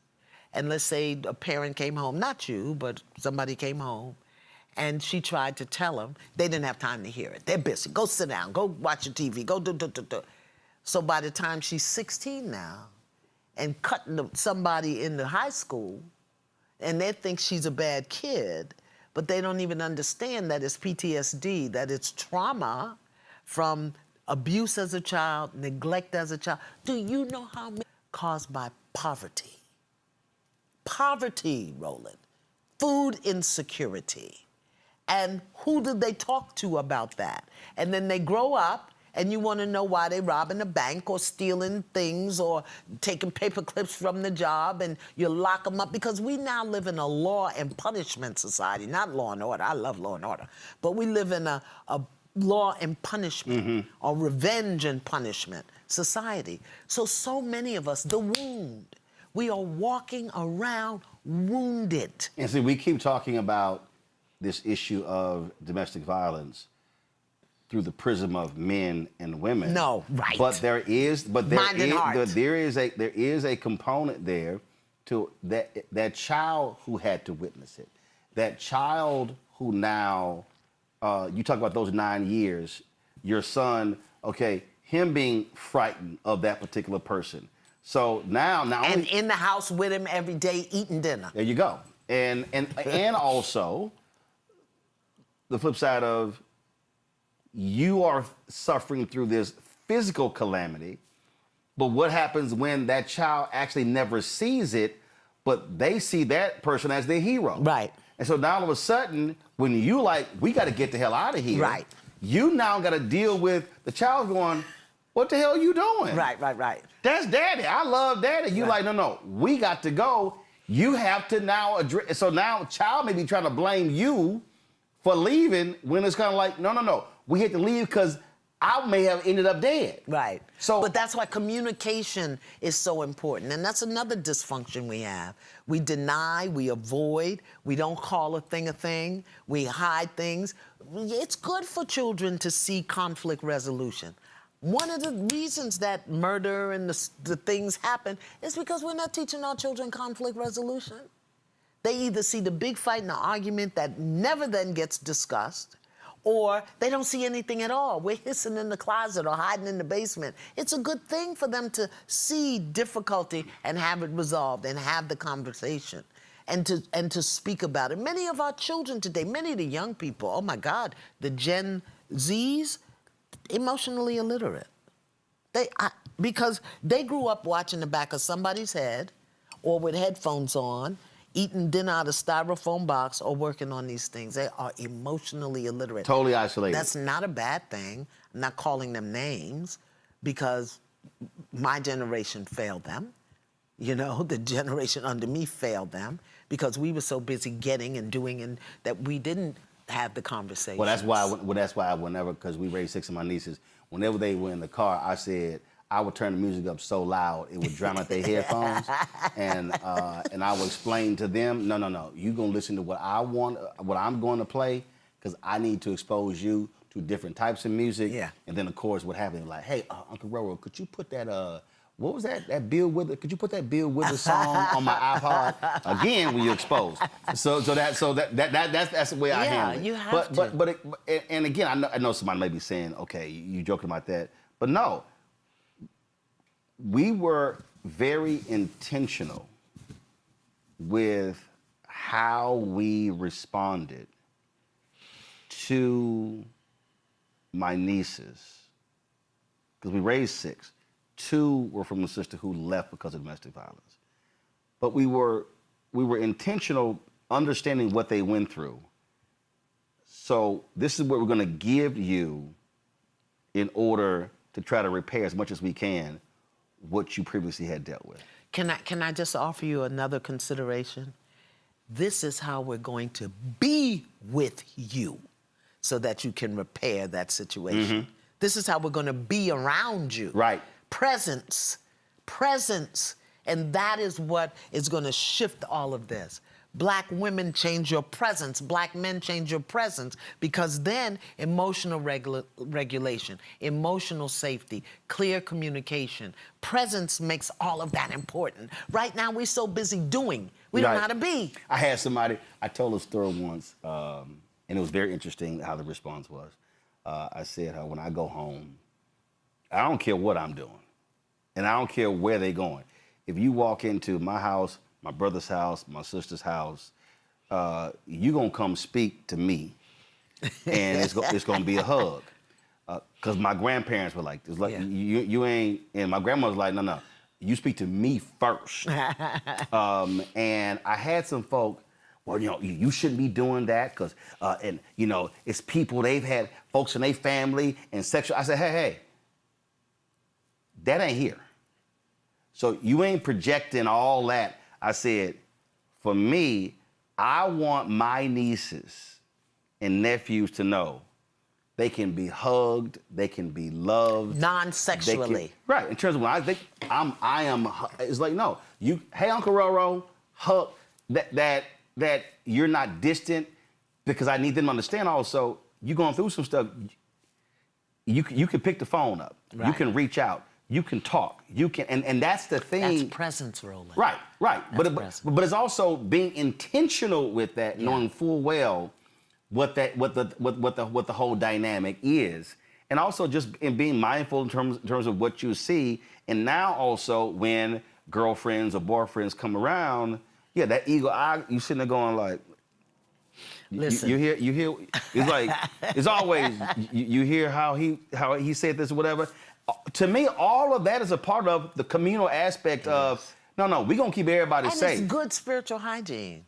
But now here's the piece that I think frightens people about what you're saying and having clear communication. I had a brother friend, you know him, well known, and I love him. I do, I still do. And there was I witnessed some inappropriate, incorrect behavior in the world. And I checked him on it. Mm-hmm. I wrote him a letter, and I didn't make him wrong. This is what I saw. This is what it felt like. This is what I want to offer you. And he got highly insulted, hurt, highly insulted. And I haven't spoken to my friend now probably in 15 years. Mm. And I didn't stop loving him. And I gave him the space to be upset. What we have to know, what we have to recognize is that sometimes people are in their head without adult supervision, mm-hmm. and in their ego with their self-righteousness. And if you try to check them, correct them, support their healing, they will turn on you. And I think one of the things that happens is, rather than challenge somebody, check somebody, offer somebody something different, we let them get away with bad behavior. We call it love. But what we're doing is we're watching them die. And over the years, in this 15 years, I've watched him blow up, fall apart, So we've got to be willing, hear me, in these situations to have people, to piss people off. Oh, yeah. Also, I think we have to also, again, to your point, when you're present, or I always say you can be present, but you can have presence. Right. And that is, whether it's your brother, whether it's your sister, whatever, you're sitting here and you like, she need a break. Mm-hmm. He need a break. Right. Say, bro, let's go and no, man, no. let's just go here. Step away for 2-3 hours. Yeah, even if it's to the park. And because my whole point is, if you're mindful, you're watching them. You're paying attention. And this is the thing that I have been just saying for the last couple of weeks, where I need men to be paying a lot more attention to each other. Mood swings, shift. Why you so quiet? Why you so apprehensive? And understanding you may be the person who needs to say, no, come roll with me. We just go and it may end up like the guy at the park. Yeah. By the river with you. Right. Because what you've done is, in that moment, whether you're a man or a woman, you become, I use the phrase, you become a first responder. You become an emotional release valve. Yeah. For that person who didn't even realize they needed it, but you just happened to say, I just sense, man, that stuff was just ticking you off. This is not normally how you are. Hey, what you dealing with? Talk to me. And it could be something dealing with the spouse. It could be something dealing with the kids. Job, it could be anything. ED. But you need yes, because that's a big thing right now among men. Well, and again, not talking about it. There you go. And so you that person needs somebody. But that person also has to take responsibility, and whether it's this worksheet or a journal or a class or something, meditation, rub a crystal on your left nipple, I don't care. We also have to accept responsibility for ourselves. Yes, and be more present. Right. And yes, show up for each other. But if I don't know, as you said earlier, if I don't know that I even have a problem, if I don't even know what the wound is, if somebody tells you, don't deny it. But I need somebody who can help coax that out. Yeah. And that, to me, if we're talking about confronting domestic violence and mental health issues. Yes. And but again, that's identifying, and so it's empowering people. Because I think it's very easy and obviously a lot of people say, man, suck it up. Yeah. You punked out. Right. Oh, that man killed that woman. He's evil. He's a coward. Using all those different phrases. Yeah. And my whole deal is, what do we do to keep the person from becoming that next person? And what do we do with the children that he left behind? Yes. And what do we do with his mother? And what do we do, His mother and father, her mother and father. Okay. It's all cascading because the act of murder, suicide, the act of physical beating, again, it just flows down. Yeah. It has a ripple effect. So here's a question for all the men watching. I got another one for you. What emotions do you avoid or struggle to express? What emotions? Mm-hmm. And an emotion is one word. It's not a thought. Well, I don't like to feel. No, that's not an emotion. What is the one emotion? And for the women, I want to ask you this. How are you showing up in your relationships? Are you the rescuer? Are you the leader? Are you the victim? Are you the martyr? How are you showing up in your relationships? Look at each and every one of them, because all of those behaviors eventually will get you to the wound of what you're trying to do. Roland, we just have to take responsibility. And yes, we have to help each other. But if we think help is coming from the government, the system, when I think of the 47,000 people in this area who've lost jobs, who have homes, kids in college, they don't have anybody to talk to. When I think about the kids, the children who are watching their parents work 2 and 3 jobs and then they're not home. When I can't tell you how many women that I know who were sexually violated and never got to tell their mother or anybody about it because they were busy, they were working, they were afraid. All of these things, plus what we inherited, plus the way the society. It's a wonder that we can spell our name and tie our shoes. It's a lot going on. And I say us. All people have their issues, but my heart is with us. Right. My heart is with us because our experience is different, but our power is different too. Right. Our tools are different too. You know, I mean, when I think of like, you're an alpha, right? Yep. I think of, what are y'all doing Monday about was my 37th year. Really? Yep. I know y'all just had a boule. My God. Well, we've had there's no national, so we've had regional conventions. Yes. Because our conventions every 2 years. Yeah. And General President called me, and there's some things that they're going to be announcing that they had signed a month or two ago.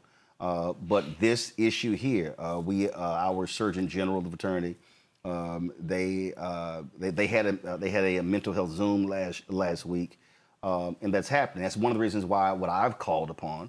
I've said to all of these black male groups, I said, will you take alphas, kappas, omegas, sigmas, iotas? You take Sigma Pi Phi fraternity of the Boule. You take Prince Hall Mason. You take, I mean, there's so many different groups.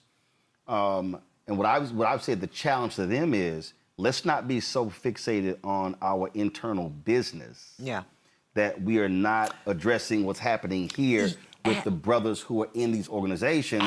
And now let's take it outside of the organization to the community. This Thursday, we're going to be in Shreveport, Dr. Kevin Washington. He was in Shreveport the week before the shooting took place. And when the shooting took place on that Sunday, he hit me up because he was one of the doctors who was on the show that Thursday night after the Fairfax murder-suicide. Okay. And he said, I'm putting something together. He said, go back to Shreveport. I said, we'll broadcast it. So we'll be in Shreveport on Thursday. If y'all got the graphic, go ahead and pull it up, please. And we're going to be there Thursday because the graphic of Shreveport, those brothers, because he's like, yo, we got to address it. Because Louisiana is #2 in the country in domestic homicides. That's right, domestic homicides. And so you've got a community that is reeling from the actions of this man killing 8 kids, shooting 2 other women, and he ends up being shot and killed by police. And so he said, we need to do something. I said, all right, we'll be there. And that's the thing. And I've said to other brothers in other parts of the country, I said, you don't have to wait. I said, you don't have to seek anybody's permission. I said, if you're an organization, if you're just a group of brothers, I said, you don't have to wait. Right. Let me share this with you. In 2001, In the Meantime was published. And since 2001 till now, I've sold 6.7 million copies of In the Meantime. Finding Yourself in the Love You Want. In 1998, I wrote The Spirit of a Man, a vision for black men and the women who love them. 1998, I haven't even sold 10,000 copies of that book. And in 2005, I wrote Up From Here, a plan for the elevation of black men. I haven't even sold 6,000 copies of that book. But in the meantime, I sold 6.7 million. So the thing is, we can't just talk about it. We got to do the work. And you have to make time to do the work. In the meantime, I mean, The Spirit of a Man was the book that grew out of that conversation that I had that men are stupid. I haven't sold 7,000 copies of a book that focuses on the spiritual healing and growth of black men, not 7,000. And Up From Here were personal stories and how these men got out of them. Haven't even sold 6,000 copies. So maybe now, and they don't have to be my book. Courtney B. Vance wrote a beautiful book called The Invisible Ache. Beautiful book. The video that he posted just the other day was a really strong video, and I also need our people to understand that the algorithms of social media drives anger drives it. Yes, fear, anger, and fear. It drives it. Yeah, and so so people don't even realize. Yeah, we're seeing our feeds flooded, not realizing that that's it's like the anger, the fighting, the back and forth. And when I look at the Courtney B. Vance post and others, I'm like, few comments. Right. Few comments. Because The algorithm is not trying to drive and that. also, we're distracted by the depravity, you know, by the fighting, by the sexual innuendo. We're distracted by depravity because that's how this society keeps us devalued, demoralized, diminished, dehumanized. I see it on my social media. Right. Let me go somewhere with a celebrity, because America, you know, we do love idols. We would just, you know, I go somewhere with a celebrity, 200,000, 300,000 hits. I give a message, 12,000.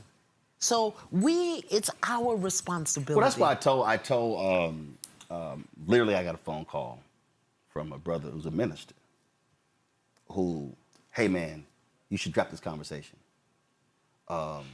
You know, I don't want you to get canceled. You know, and these sisters are really upset, and just leave it alone. And another sister, very prominent activist, hit me and said, you know, we need a beat. And I said, sister, you just told me 4 black women who have been murdered in the last 2 weeks. What am I giving a beat? Why would I wait? I said, if I could provide some information tonight, tomorrow, and the next day that somehow reaches somebody, that could prevent the next thing. But are we willing? And are we willing to be? Well, for me was, first of all, I said I own the show, so I said I'm not asking permission, and I told them, no disrespect, I'm not doing what you're asking me to do. And what I need the people to understand, when I ran Tom Jones' BlackAmericanWeb.com, it didn't have a praise and worship channel. No. I created it. I said, you can't have a black website and you ain't got no praise and worship. Iyanla, I can't even remember what I wrote. So I wrote a column. It's probably one of the pieces that's in my book, Listen to the Spirit Within. So I write this column, and I get an email. Mm-hmm. Sister says, I listen to Tom Journal every day. I go to the website every day. But today, for the first time, I decided to go to the Praise and Worship channel. I was like, okay. And she says, and then I read what you wrote. I'm reading the email. I'm like, okay. And then she says, I need you to understand something. I had already committed to kill myself. She said, I picked how I was going to do it. I picked where I was going to do it. I picked when I was going to do it. She said, but now after reading what you wrote, I now realize that God has a plan for my life. Mm. And I've told that story, and people are like, oh my God, that's amazing. I said, no. I said, you shouting on the wrong thing. I said, because if I was not obedient to him and didn't write what he put in my spirit to write, then it would have never been on the site for him to send her to read it at the appointed time. She had to be obedient too. And, right. And but that's the my question. job though is to write it. So my point is, I said, we're gonna do the segments. Right. We're gonna do the conversations. We're not giving it a beat because I don't know who's watching or listening. Right. And if we can provide people with real things, this, and again, I want not because it's the end all be all, but it's something. The books that you laid out, the books that others are laying out. What we cannot do is be in this moment being, and I'm going to say it purposely. This is not a moment to be performative. No. To just put somebody's photo. That's right. On your Instagram. Right. Or put a graphic up. Or say thoughts and prayers, oh my God, when will this end? No, this is a moment where it requires action. Because see, even if this is not an issue for you, if you have never experienced domestic violence, you've never been raped, brutalized, whatever, you still got a wound. But as you do your work, you then become the Bible somebody else can read. You don't know who you're going to bump into on the train. We all have to do our work, whatever it is. And everybody's not going to church, Roland. Everybody's not going to the temple. But everybody can be healthy. Everybody can be regulated. We all have to learn a new language. And we, as people of color, as descendants of Africans, we got to get back to our culture and begin to do things that resonate with Big Mama in our bones, that strike up, you know, auntie in our system, and stop embracing so much of this craziness in this world that don't have nothing to do with us. When I see women jump across a table and throw drinks in each other's face, oh my God, you can't. That's not good behavior. That's not good. First, just do understand something. I was in New York City for something, and I was like, well, everybody keep talking about this show. It was 2 o'clock in the morning. I was like, I'm in a hotel room. I'm not sleepy. 10 minutes.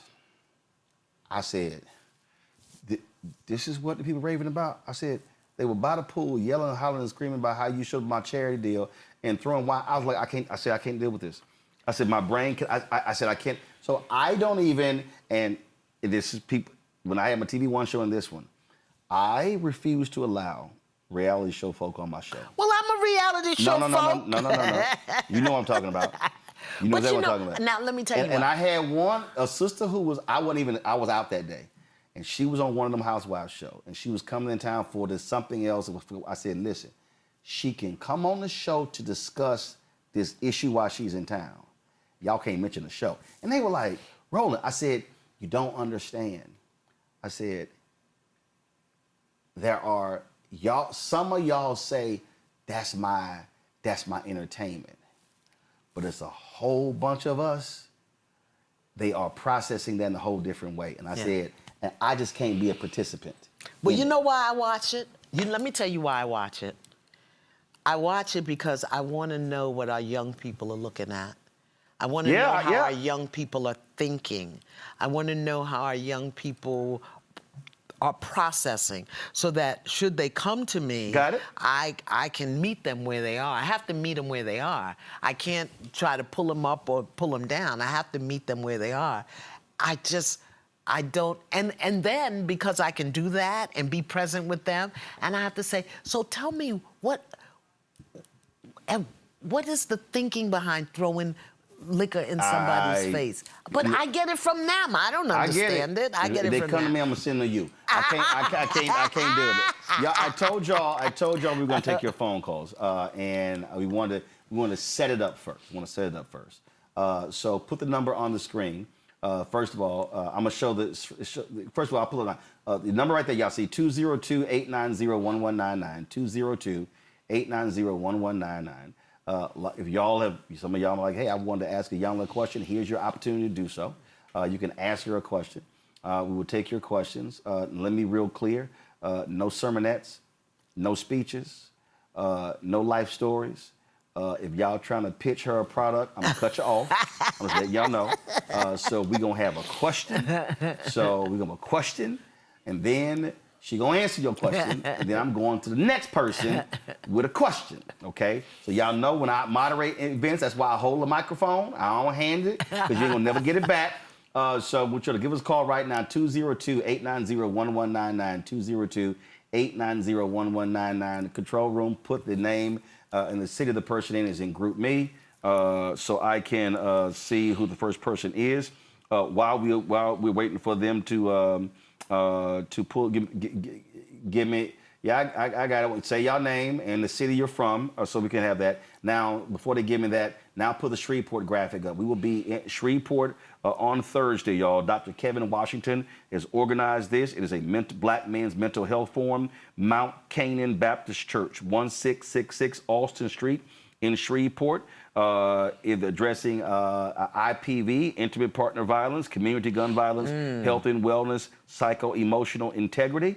Dr. Kevin Washington is a licensed African-centered psychologist, and so he is leading this. We will be broadcasting this on the Black Star Network, so I do the show from there on Thursday, and we'll be showing this as well, and he's doing 2 days worth of stuff. Beautiful. This is what we're doing on Thursday, and so we want y'all to check that out. please do so. Joshua Dubois is having an event on Thursday as well. It's a Zoom call. I'll show that as well. He's calling a dad check-in, checking in with dads. And so we'll have that as well. All right, folks. Latasha, calling from Philadelphia. Latasha, what's your question for Iyanla Vanzant? You're on Roland Martin Unfiltered. Latasha, first of all, I need you to do this here. Turn your program down because you have a delay. So turn it, whatever you're listening to, turn it down. Turn it all the way down. Now ask your question. Thank you. I just wanted to say, next time maybe can you guys talk about what we'll be doing to further protect the children? I enjoyed tonight's program, and I noticed we talked about black women and black men, but I would hope going forward we can start prioritizing black children. And that's it. Okay, thanks for your call. We got to take care of ourselves. We have to know that we're worthy enough. We can't give the children what we don't have. And thank you for your question, Latasha, and all of this is going to take time, you know. We have to get healthy before we can do anything for the children. Yeah, I mean, the reality is, if a woman is experiencing domestic violence, she wants to protect children. Yeah. That's naturally, she wants to protect those children. But to your point, if she's not there, you said it. I'm telling my 10-year-old son to call the police. That is not his job. That was not his job. My job was to keep him away from a man who would treat his mother like that, and I failed. Right. So our point, and she absolutely is right. And I'm gonna say this again, and I'm keep saying this here. I want to keep, we don't have that. We don't give me the watch. We don't have that sign. That's not a phrase. No, right. That's not only applying to when cops are killing black people. Right. I don't want another sister murdered. I don't want another child murdered. I don't want another child, another sister beaten, another child to be the byproduct of that. And I don't want the brother beaten and the brother killing. So if we want to talk about Black Lives Matter, we have to get men, women, and men, because the reality is those children have nowhere to go because they found the leadership of one of those two. These, the former lieutenant governor, both of his children in the house. That to me was clear hopelessness. And hear me, be on the lookout for it, beloveds. This is the rising dis-ease among black men, is hopelessness. And understand that discussing that from that perspective, or whatever perspective, it doesn't have to be either or. It has to be both and. Right. So it has to be men, women, and children. But we cannot ask ourselves to try to do something for the kids that we aren't even equipped to handle for ourselves. Absolutely. Karen from Los Angeles. Karen, what's your question for Iyanla Vanzant? Hi, Roland. Can you hear me? Yep, we got you. Yeah, so I totally get that. If we're not together, we can't offer anything to the children. But can we get out in our community, though, that if we're going to even begin to work with each other or whatever, we have to just, there has to be a line drawn. You cannot kill kids. I'm sorry. But we do. But we do. What are you saying we can't? We do. So we do what? Kill kids. That's what I'm saying. Can we kind of get out in the community that we have to draw a line? Like, we cannot, that's not part of our culture, killing kids. This is something new. But beloved, do you understand that when people are not in their right mind, you cannot expect them to be in their right mind? Okay, so I see that as a kind of honestly, that may be true, Ms. Vanzant, but that's not an excuse to me. To me, why do you hear that? Hello? We have to listen, beloved, okay. Because I hear that you have a point that you want to make. That's not an excuse, my love. It's the reality. So what you're saying, can we? Okay. We can't, but we do because we're not well. And we can't excuse it. I can't accept that. Okay, you don't have to. I feel like, shooting and killing a 1-year-old while he's sleeping, nah, that's something that we need to say, look, you know, you're going to be doing something. We need to get out in the community, in the channels, wherever we are in the country. We need to make an agreement. Karen, you know, if I feel like I'm going to kill kids, I got to leave. Karen. So yes. you're speaking about what took place in Shreveport, correct? Yes. Okay. And I'm only going by what his brother said, and I'm only going by what his mama said. These were his family members. The VA told the New York Times that the brother spent a week in a VA hospital dealing with severe mental issues. The brother said, my brother loved his kids. If you look at the posting on Facebook, but if you also look at his Facebook postings, he talked about, God, please help me regulate my emotions. His own mother said that she talked to him and she said, son, you could beat this. And he said, Mama, the demons are too strong. The brother and the mother said they never thought at any time that the brother would kill 8 kids. So when you say we have to make an agreement, no one literally knows that a person is going to wake up on a Sunday morning at around 6 a.m. and shoot and kill 8 kids. So this is what we're trying to say. Our goal is for that not to happen, which means that first, when that brother said to his mama that the demons are too strong, there should have been a massive follow me here. Yeah. Because again, no one knows what someone's action is. That should have been immediate family emergency. This brother is in a state that we don't know what's going to happen. But that did not happen. So what we're trying to do is deal with people what's happening here, deal with their wounds, so it doesn't lead to that. We don't know a brother's going. No one knew that Justin Fairfax was going to at midnight shoot his wife several times and then kill himself in another part of the house. No one did. It was a shock. No one knew that the brother who was married to the vice mayor in Florida was going to shoot and kill her. No one knew that the 23-year-old son was going to kill his 51-year-old mother in Cook County. So we can't predict that. What we can do is acknowledge we've got mental health issues. There are wounds. There are men and women who are hurting. And our job is to get as much information as possible to reach and touch and teach and empower and inform so it doesn't happen again. That's what our goal is. And you say it shouldn't happen, we agree. But as Iyanla said, it is happening.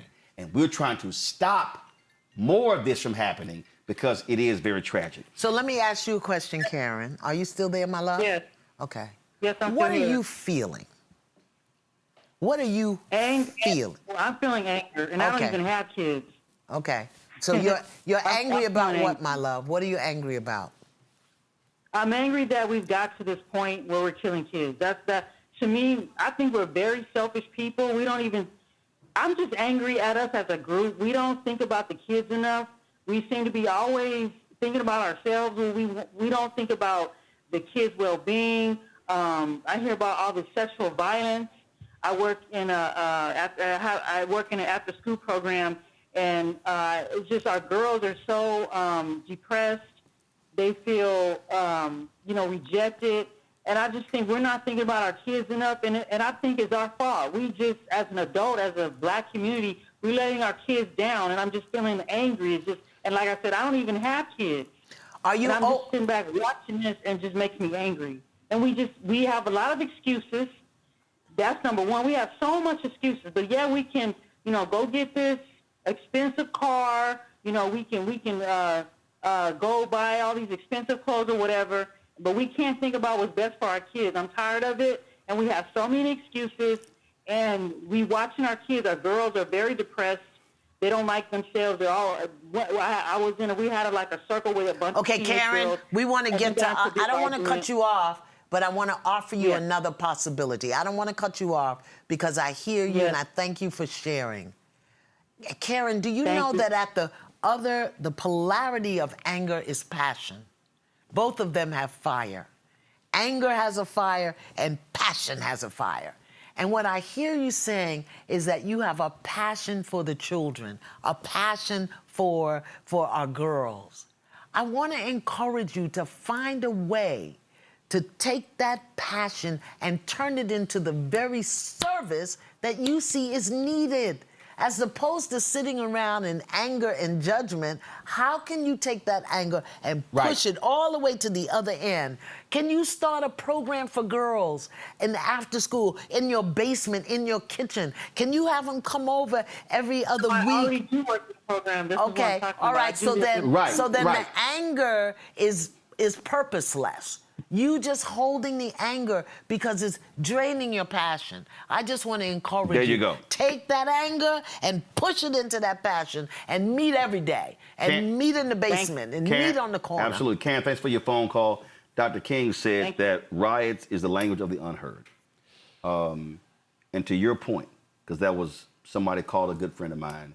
He said, I need to talk about your boy, what he's doing. And he said, this is the difference. And it was a sister who called him. He said, you're angry. You're upset.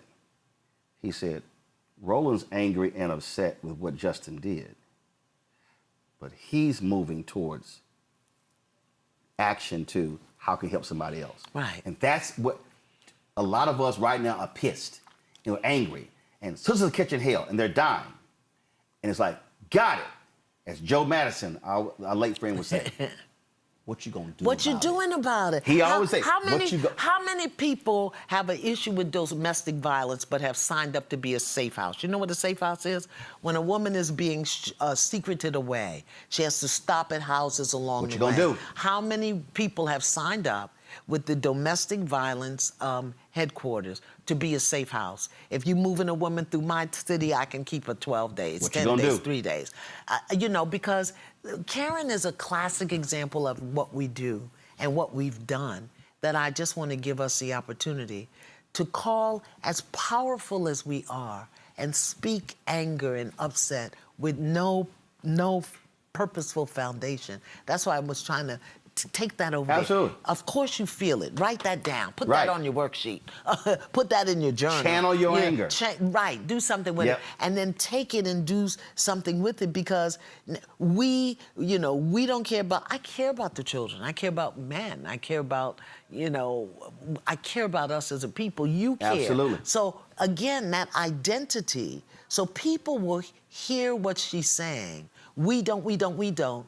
And because she's putting it on them as an identity, discard her message, which is, beloveds, we need to be more mindful of the children. There you go. Miss Adams from Michigan. Miss Adams, you're on Roland Martin Unfiltered. What's your question for Iyanla? Yes, hi. I wanted to find out, in encapsulating all of those things, the collaboration of all the white papers, the journals, the history books, and all of the ancestral knowledge, that advocacy is definitely important. But tying all those together for mental health and access to psychiatrists, things of that nature, we wanted to just find out, what do you suggest for community health workers, in essence, just individuals within the community, to continue to push, that is, totally advocating for our new policies and changes, even though the world may not implement it, we need to implement it back into our communities. And how would that protocol or framework be suggested from you? So I'll address the public policy, and then Iyanla can address the community aspect. First, okay, that sounds perfect. I appreciate your question, Ms. Adams. Thanks a lot. There is a public policy component to this. This is why I'm always trying to get our people to understand voting. The reality is, cities, school boards, counties, state legislatures, and the federal government allocates dollars to mental health, to domestic violence, to various programs. There's a sister who is she's in a runoff for a criminal court judge in Dallas County. I ran to her at church on Sunday. And she said to me, Roland, if I'm elected, I'm going to find her name. I know my mom and daddy watch it, so y'all text me her name. She said, if I'm elected, I'm going to set up a trauma program. I'm going to set up a trauma program in my court. That's public policy. So if that sister wins, the reaction, Iyanla, is that she's going to create this so as opposed to sending somebody to jail, right. she's going to create the program. That's public policy. So we should be advocating for dollars in budgets. Now, that's the public policy component. The community component is different. I think if you're a social worker, a community worker, a guidance counselor, a teacher, whatever you are, do your own spiritual hygiene. Because we got crazy people teaching our kids. We got crazy people working in our programs, impatient, stressed out, anxiety. Also collect data. So, yeah. If you're at a church, go to your pastor and say, Pastor, can we do a survey? Who are the certified licensed psychologists and counselors in our church? LSW. And provide that list to the membership. And then, do your work too. Right. And then if you don't go to a church, hey, do your research. Who are the black psychologists, the black psychiatrists, the black counselors who in your town, in your city, and say, hey, we put together a list. This is what I keep trying to tell people. You don't have to ask permission to do that. No, you do not. So your report to Karen in LA, that's one thing you do. So now all of a sudden, if you're in Shreveport or you're in Charlotte or you're in Des Moines or wherever, you say, hey, we got the list. You need some therapy? Here are the black folks who do it. Pick whoever you want to go to, because the person who don't know, they don't even know where to look. You could put the list together. That's called helping the community out and putting it on your website, sharing it with churches, putting it in your text chats, sharing it with various groups, and now that thing is circulating all around the community. And I want to, again, encourage teachers, social workers, community workers, do your work also so that when people come to you, you meet them with presence and grace and not anxiety and just discarding them. Hey, I know you probably like when people come up to me, they're like, hey, what's your issue? What you need? Not a problem. Hit so-and-so. Right. Like, I'm all about, listen, you ain't got to give me the 20-minute story. I'm all like, what you need? Yeah. No, hit so-and-so. Hit so-and-so. Right. That's called being a resource. Right. James Cook from North Carolina, the first brother to call. I got 5 other sisters. I'm going to come to y'all, but I got to throw a brother. James, what's your question for Iyanla? Thank y'all for this show. It really helped me. I'm a veteran, and I see so many black veterans that need mental health. Yeah. Well, how do I encourage them? Because I go through mental health myself. I get counseling, and I've been doing it over the years, and we need it. But how do I go about, I try to encourage them, but they really deny. But how can I go about trying to encourage even more black veterans to get help? Hey, James, have you ever walked with one? Have you ever said, you know what, I'm going to take you, brother, or I'll go with you? That's it. Most of the time, I try to share with them. They deny to say nothing wrong. No. But here's what I'm asking. What I'm asking. If you know something is wrong, have you ever said, hey, brother, I go to the VA. You know what? I'll go with you. I'll drive you. I'll go with you. It's okay. Have you ever tried that? I never tried that, but I will now. There you go. And see, here's the deal, James. You can't save everybody. Right. I just want you to do it with one person. And here's the piece. If that brother says, hey man, I don't, you say, listen, you know what? I'm gonna go to another brother. I'm gonna go to 5 or 10. One of them might say, man, please go with me. Because they've been waiting on somebody to walk with them. And so just try that, and then you might find some success. Okay, thank you so much. I really appreciate it. I appreciate it, James. They won't go until it hurts bad enough. And we really do, Roland, need to deal with the issue of denial. So many of us are in denial about what's going on. Don't want to talk about it, sometimes because we don't have the language, sometimes because we don't feel equipped, and sometimes because we just too lazy to do the work. But I think the walking with someone is so important because they may be thinking, I'm going by myself. But if we just simply say, "Hey Doc, I'll go with you. I'll be outside here waiting on. I'll take you back home." Yeah. You may be and that may be their start. Right. On that road. Right. To get set. Absolutely. Usually to help somebody get on that road. Let's go to Donna McAdoo. Donna put a whole government name in here. Donna McAdoo Kelly, Springfield, Missouri. She put everything in here. Donna, you're on Rolling About Unfiltered. What's your question for Iyanla?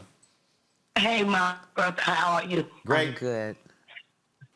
I'm Miss Vanzant. My name is Donna McAdoo.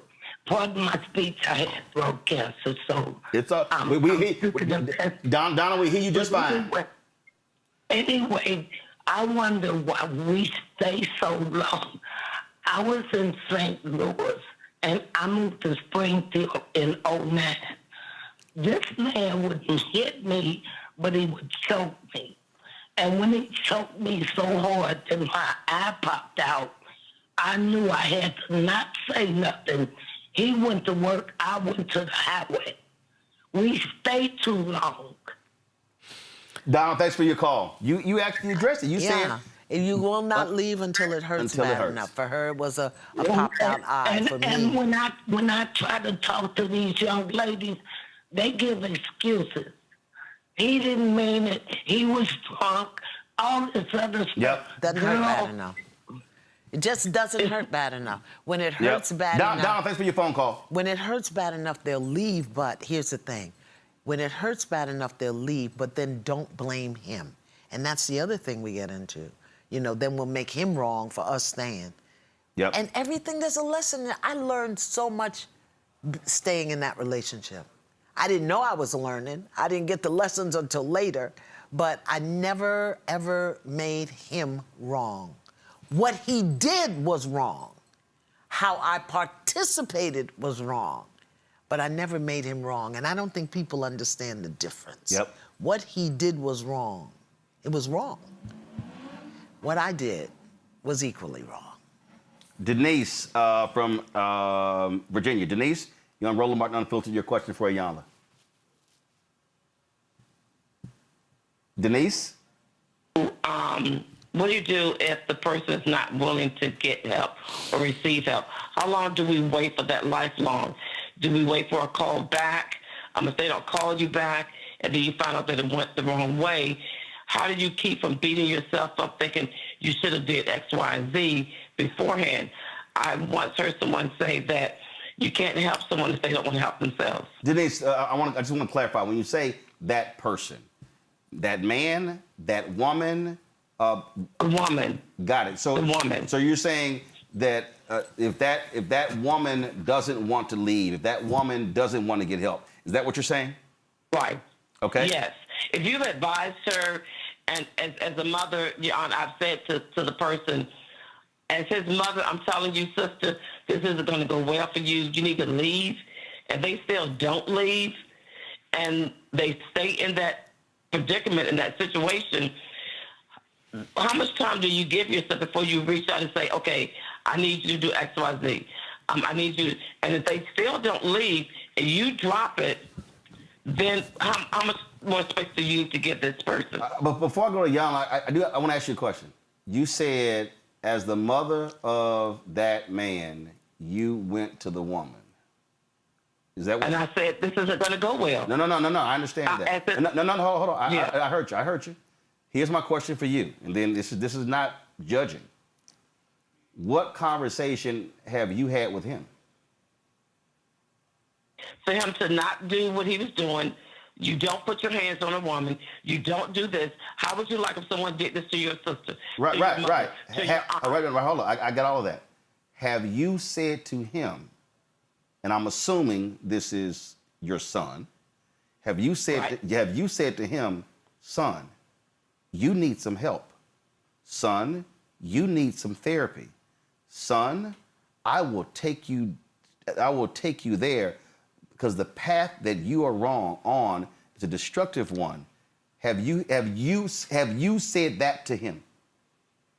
I have said to him. And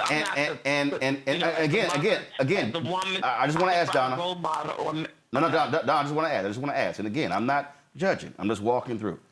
Right. You said to him, son, you need some help.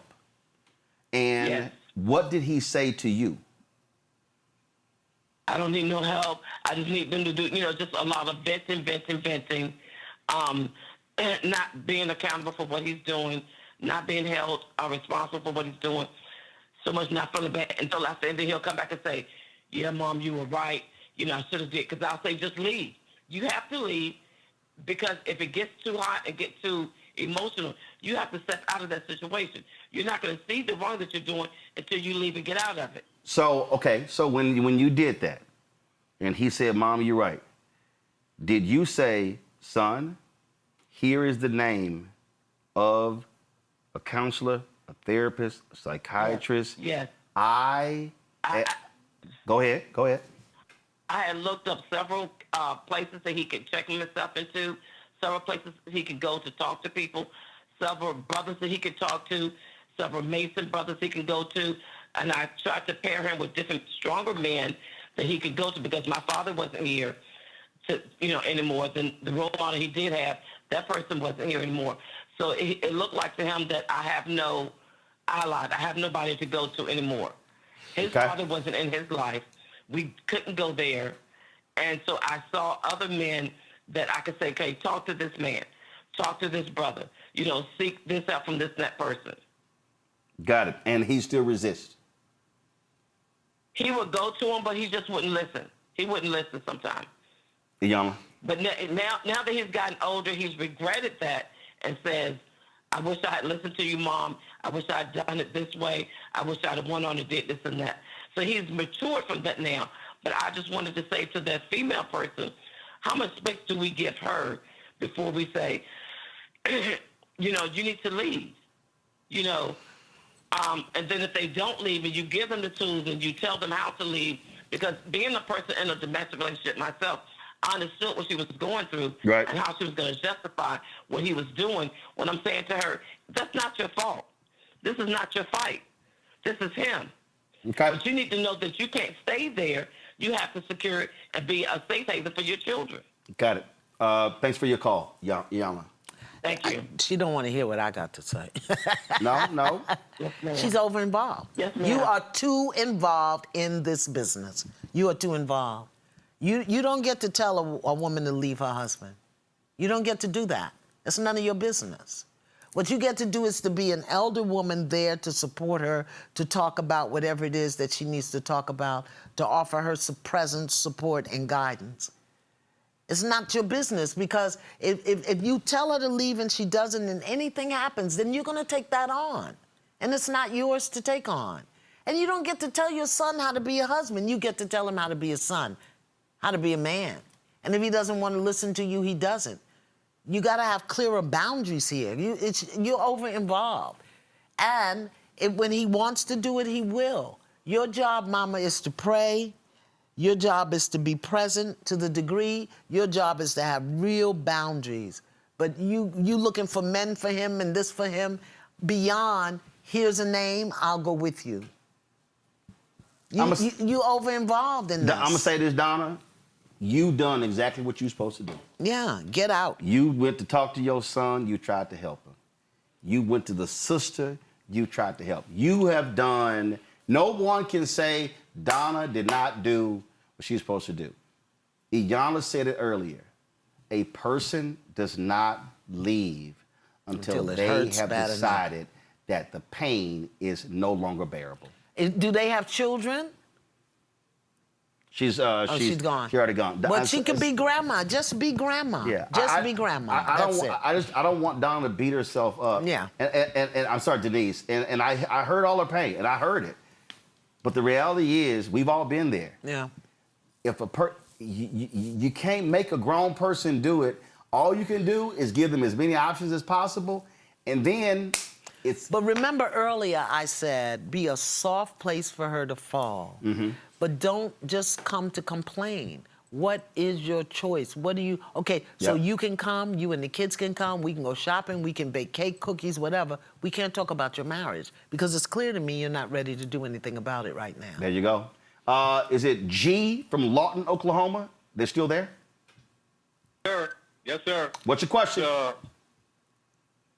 My question is in reference to the church. How can we get the church more involved? Because I'm listening to all of the other callers calling in to know I'm not a minister, but I'm thinking some of these things that they're going through goes back to the church. The church needs to get more involved in what's going on now. So, G, let me ask you a question. Do you belong to a church? Sir. Do you belong to a church in Lawton, Oklahoma? No, I don't. Okay, so let's start right there. So now hold up, G. Now, G, hold up. See, G, you called in, and see, we're gonna have to go there. Now, and so again, see, I guess some of y'all thought only Iyanla was gonna ask a question.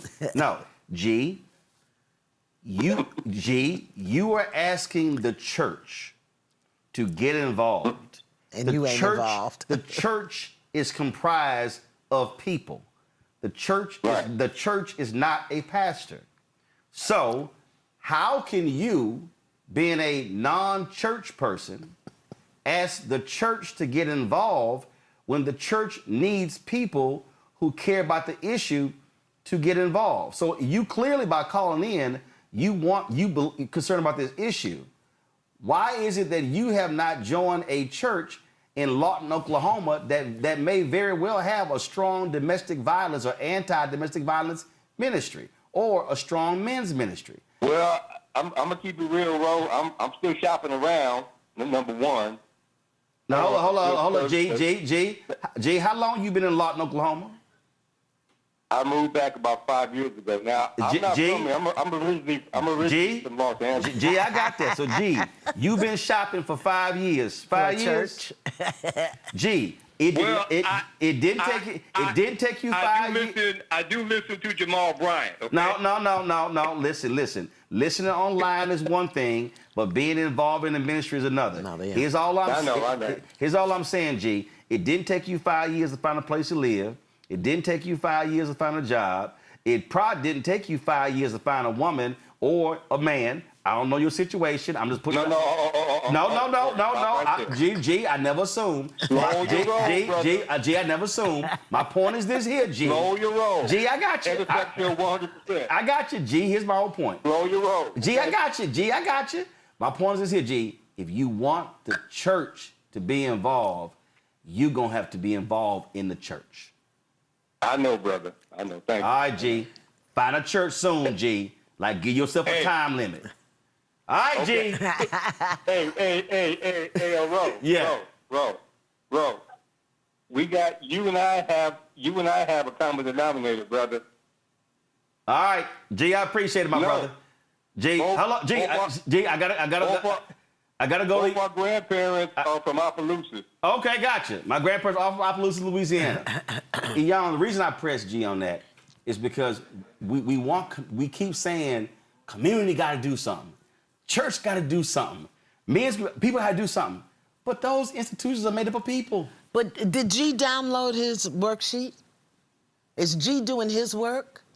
Because see, when people aren't doing their work, they make up what work other people got to do. Hey, so do this, Keenan and Wesley. I need y'all to, so the links that of Iyanla's worksheets, put those on blackstarnetwork.com so people can just go right there and download it. So y'all let me know when it's live on the website. See, because he's not doing his work.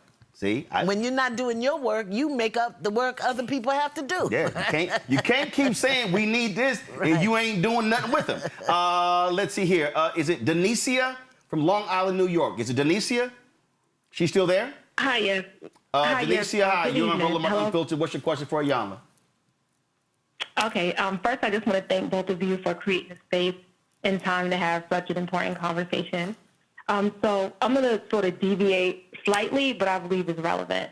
So it sounds like what is at the cornerstone of what we're trying to achieve is collective purpose, collective impact, and collective hope. And I believe to achieve this, we have to surrender the pressure that we put on one another to be Christian, especially because Christianity for so many of us is triggering. And with this generation, less of our kids in the African American community are identifying with Christianity. And so I understand that many of our organizations, whether you're talking about D9 organizations, NAACP, it's rooted in European Christianity or the religion of our oppressor. So my question is, how can we promote better respect in our community for our brothers and sisters who are not Christian, but are equally committed to the strength and the health of our community?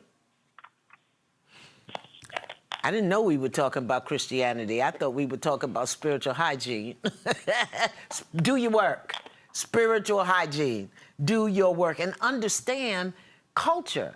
You know, culture will, who you are as a person, as an individual, where you come from, what is your cultural roots, your cultural language, will take you where you need to go. This really isn't about Christianity.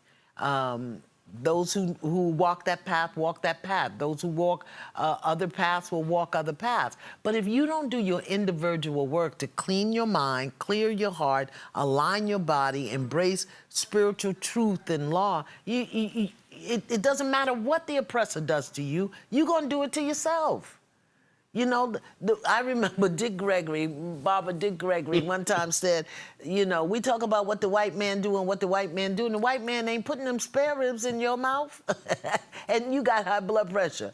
You know, we have to look at what we're doing, and don't worry about that. Because when you get right in your spirit, when your mind is clear, when your heart is clean, when you are aligned, you will be directed to where you're supposed to be, whether that's the church, the mosque, the temple, you know, the oak tree in the backyard. Mm-hmm. And it's going to come from within because God is going to take you where you're supposed to be. Denicia, we appreciate your phone call. Thanks a lot.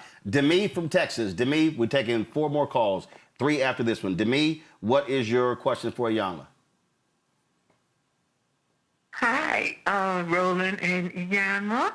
Ms. Vanzant, yes. I just wanted to say, I think Roland answered my question because I was just asking for how do we go forward with seeking mental health professionals, and he did clarify that when he said go through the church or try to go through directories, I guess, and look for Black therapists. Right. So I want you to look up. I want you to look up the Association of Black Psychologists. National Association. We had Dr. Monique Swift Muhammad on. She's the president. Right. There are several organizations, but start with them. They have a database. Also, National Medical Association. That's the group of black doctors. Try them as well.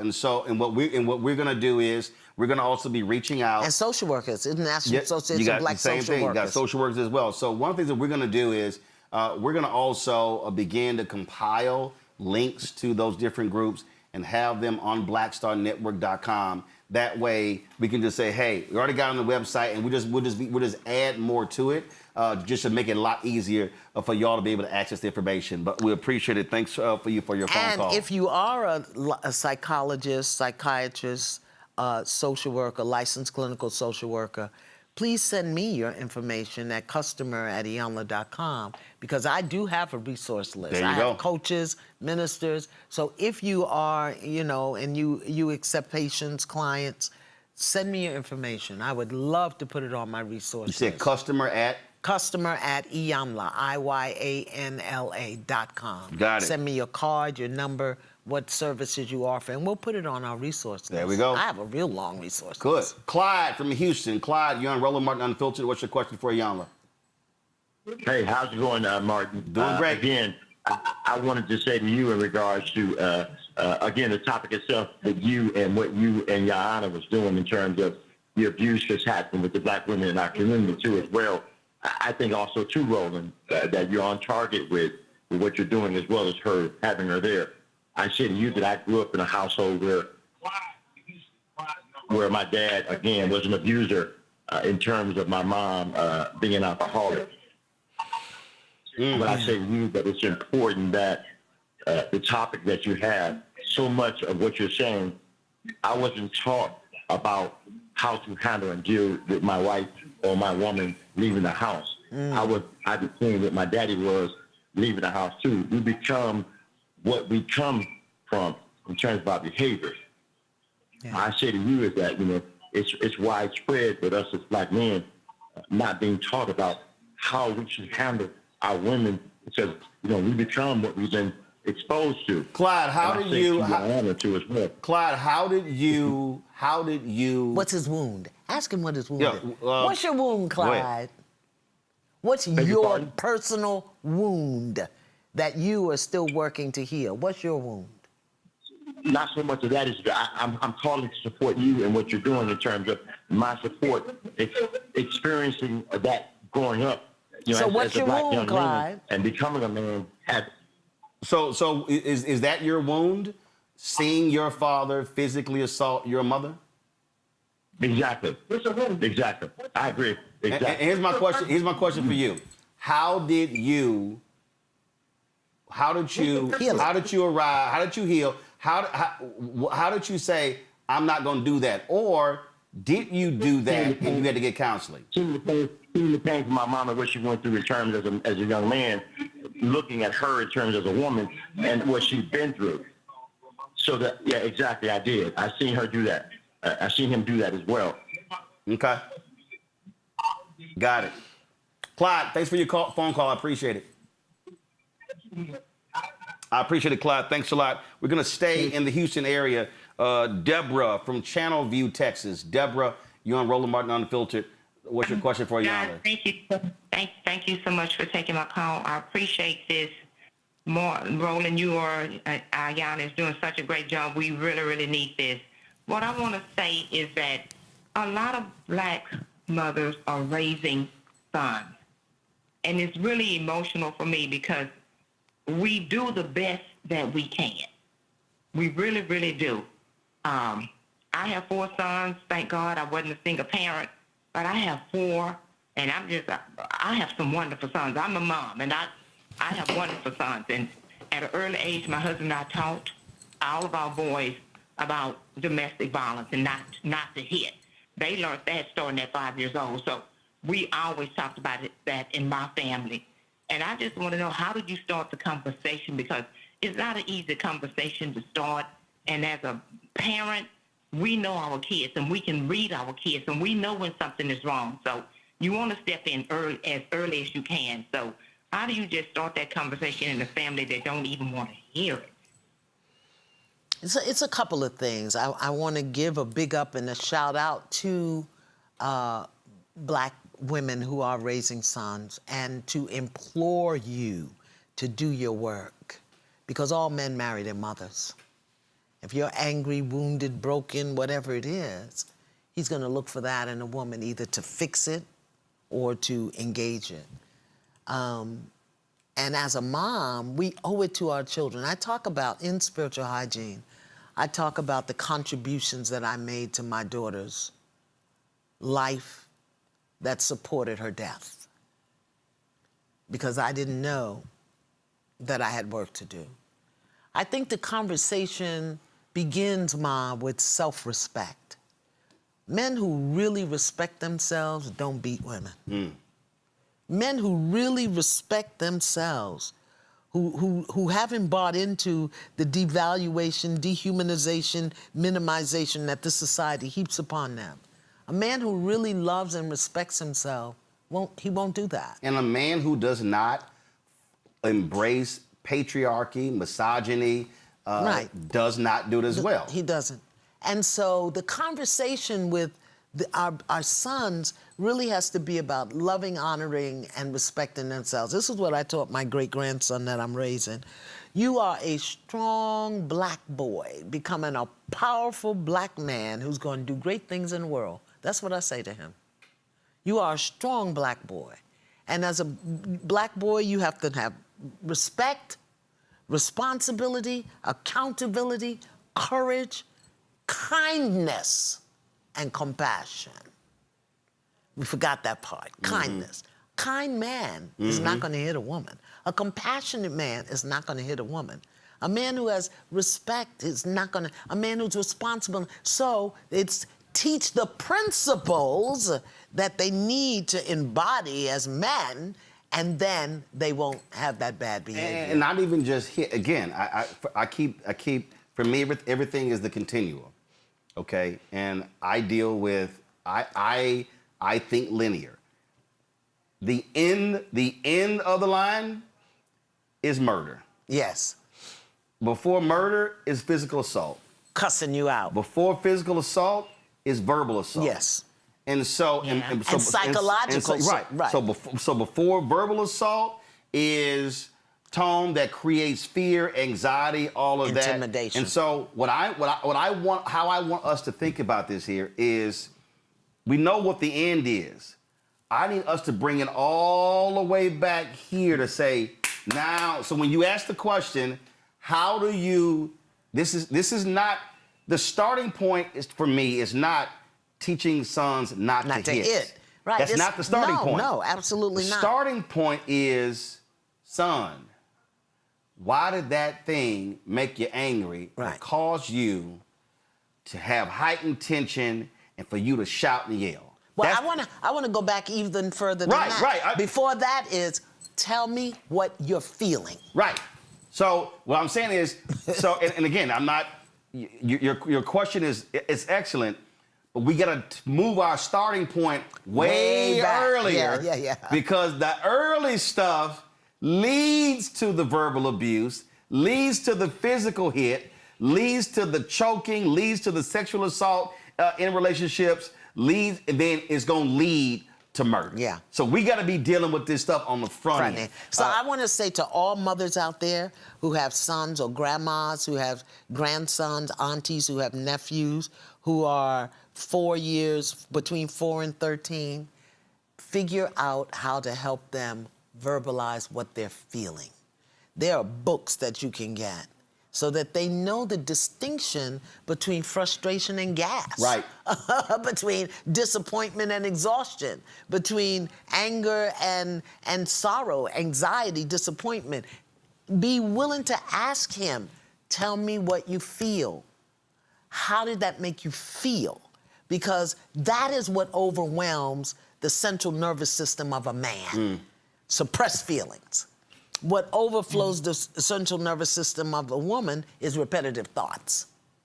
So get him to talk about, what does that feel? How did you feel? Right.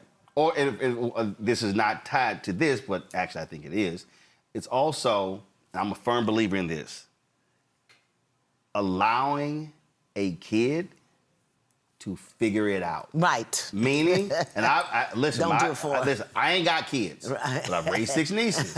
And I'll be sitting there going, I know the answer. You're going to figure it out. Because the reason I did that, Iyanla, because I wanted to see their thought process. Yeah. I wanted to see in real. I'm sitting, because everything. Look, when it comes to media, I don't care. I remember we were at TV One. Henry knows. I was the radio show I had. They were screwing the phone calls up. I'm like, man, I ain't dealing with y'all. So I sat there. And I had a mixer and I had cables, and all I did was just sit there and just look at it. And Henry said, "You ain't leaving here till you figure this out." I'm like, "Yep." And so the whole thing was thinking through. You made a point earlier when you talked about the social media world, and I need parents to understand. For millennials are not as bad on this, but absolutely with Gen Z, Gen Alpha. The social media world and how they're being taught in educationally. They're being taught to memorize. That's right. But not to think. That's right. Not to process. That's right. Not to go through, to your point, why did that make you angry? That's right. Why are you upset? Why? And so, for me, I wanted to see my nieces think. Right. I wanted to see this, that, and the other. The other thing because that's a part of also, you take the thinking through of that and you apply it over here. Again, going back to when clothes shrunk. Now, I could get mad and yell, and it could lead to, or I can we're going to bypass all that and just do this. But I had to process all of that. But you know what else that taught you, Roland? Which like you said, they learn to memorize, not to think. Thinking through it, working it out teaches patience. Yes. It teaches creativity. It actually calms you down. Imagination. It calms you down. So it gets you a whole lot You of things. forgot why you were mad. And as I said earlier, black women, we love deeply, we love loyally and we love sacrificially. But in that process, Yes. we overgive, we overextend, we overinvolve. The mama telling her grown son with a wife what not to do. Oh, you want to do that and end up in jail? That's not going to turn out well for you, but I hear you. You have a right to make that choice. I never forget. Before Alexandria, get ready for your question. It was in Houston, Texas. These two white guys and a black guy decided to go to Montrose, which is the gay part of Houston, and they killed a man. And the reporters were in the hallway talking to the parents, and the dad was standing there, and the mom was over there crying, and the dad said, "Let me be clear. My son did it. My son's pleading guilty. We're not going to mortgage our house to hire a lawyer to get him off. He has to accept the consequences." He said, "I hate that my wife is having to sit here and deal with this pain." Yeah. He said, "But the reality is my son made a decision and he's going to have to accept the consequences of his decision." Wow. It was, now, my dad watched 5 hours of news a day. I mean, I will never forget that story, because this black daddy, it wasn't this whole, "Oh no, my baby, not my baby." He said, "No, we are not about to sit here and ruin our lives trying to get him off." He said he did it. And you know, that's probably the most loving thing that he could do. First, for himself and his wife. But second of all, for the son, to hold him accountable, to allow him to experience the consequences and to take responsibility. He was saying, "Me and your mama can't save you." Yeah, so many times, you know, we keep people from hitting rock bottom because we forget God made the rock. And we also don't want to see them what we consider suffering, not knowing whether or not in that consequence, in that choice, is the ultimate lesson they have to learn. To that mama, her son may have to go to jail. Yeah. He keeps beating his, if she gets enough is enough, if she filed charges, and if she could say, "Son, I told you we were gonna be here. Yeah. But you didn't listen. Right. I gave you everything, I did the resources, but you didn't listen." And people are going to have to go through a criminal justice system. If you are physically harming somebody, that is assault. And if you commit that act, you're gonna have to deal with the consequences.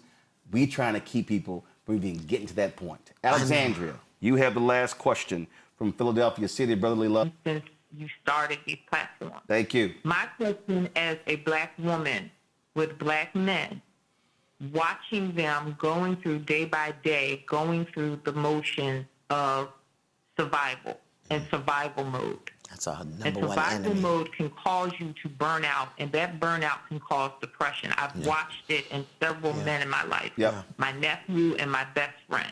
My best friend is right now watching his father go through hospice. My nephew informed me that swimming upstream is his way of handling things. And they both put their health aside. They both put time to rest aside. And that's where my concern is. I'm not trying to be a nag, but my thing is I want to know the right questions to ask to make sure they are okay and taking care of themselves. Alexandria, thanks for your question. I don't even think it's a question. I just think it's a statement. Listen, I'm looking at you. This is what I see. This is what I feel. I want you to know I'm here. For support, I'm here. Don't ask any questions. And there's nothing you can ask, because the one thing you don't want to do is to press in too deeply, too far, and then have them shut down on you. So there's nothing, just say, "You know what, I'm looking at you and I know what I'm seeing, and I want you to know I'm here. If you need to go talk to somebody, I'll go with you." As you said, if you need a day off, can I get you a massage? I mean, whatever it is. Here's the question that I would ask. Tell me how you're feeling. Not what you're doing. Tell me how you're feeling. And just let him start there. How often do people ask you, Roland, as a man, "Roland, how you feel?" Rarely. Okay. Rarely. They'll ask you what you doing, what you up to. Rarely. Alexandria, first of all, thank you for your phone call, and I'm gonna answer your question. So thank you for your phone call. Thank you. Rarely it happens. and because people pull, texting and calling and wanting, can you call somebody? Can I get on your show? I got a book and all of that. And it's emotionally draining. Yeah. And so what I always say, you have to, when you've been drained, you got to be filled back up. For me, I love golf. Golf is my escape. Okay. I'm outdoors. Okay. I'm walking. I'm enjoying it. I may not be playing that great that day, but I'm still, that's my thing. I'm rarely on my phone. I need my escape. Okay. What I would say to Alexandria, first of all, when she said, the brother said he was swimming upstream. Now, first of all, I don't play with water. I'm a land-based brother. But swimming experts say when you're swimming against the current, yeah, the smart thing to actually do is to swim sideways. Right. So you can go across. So you can go across. Yeah. The problem that what we have not done is we have not, I need people listening and watching. You threw out something that I guarantee you people went, psh, what's she talking about? When you said a massage. Yeah. I need people to understand, rarely, if ever, are men gifted massages. Really? Oh. I do all the time. No, you ain't never, I play in all this golf, massage is, in all these golf tournaments I play in, massage is never one of the on the silent list, never. But when you said it, here's what immediately jumped out. To that brother who's going through stuff, there's no place to release tension. Yeah. There's no place. He ain't never. He may have a massage. Oh my God, this is what it's like. Men don't get massages like that. What we have to do is we have to figure out. I'm gonna go back. Release valves. Yeah. What is your release valve? What is the thing that you have in your life that releases pressure? That's right, because pressure will build up and explode. Is it playing pool? Is it like what is it? What healthy? Yes, no, absolutely.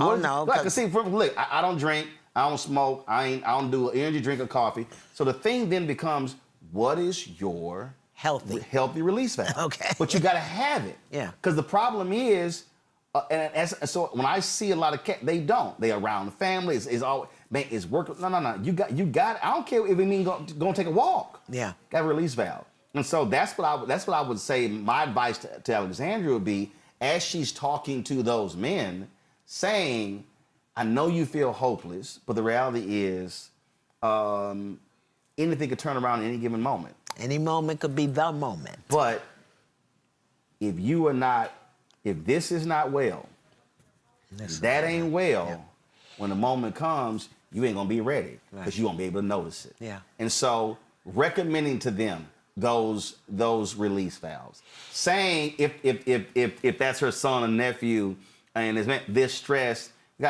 bring the kids over. Right.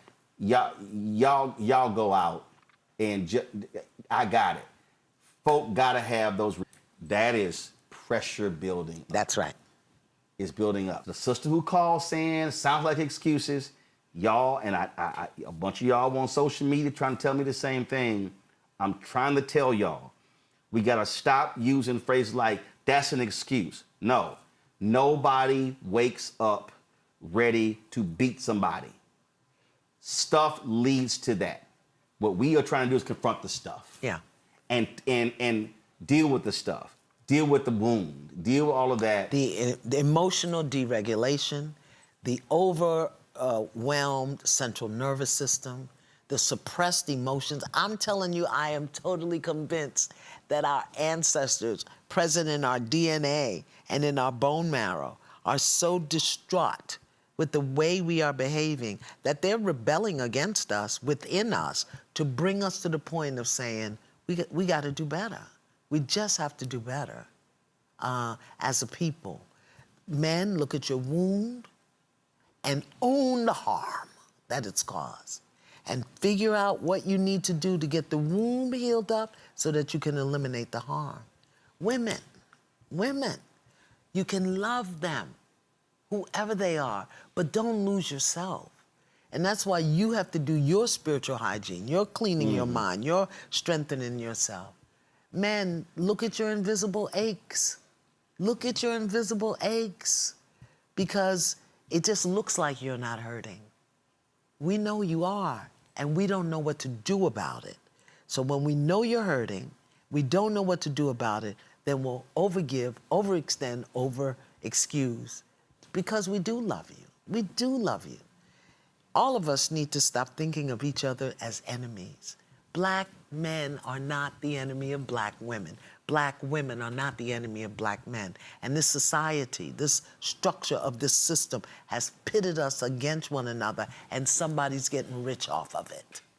The other thing, we've got to really, as a community, individuals, I don't want to say we, as individuals, we really want to start monitoring what we put out in the universe in terms of our messaging, in terms of our speaking, in terms of our canceling, judging. Why? Because everything you put out is coming back to you.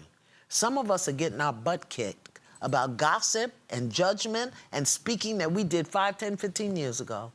It's coming back. There's an equal and opposite reaction for everything. So we just need to clean up, Roland.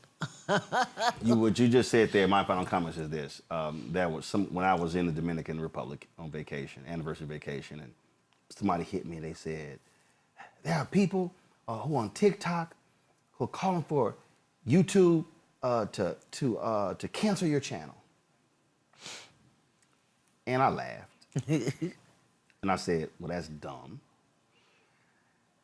And I said, so for the folk who are mad with something I said or posted, I said to this person, I said, why don't you go on their page and ask them how many other black shows are having the conversation?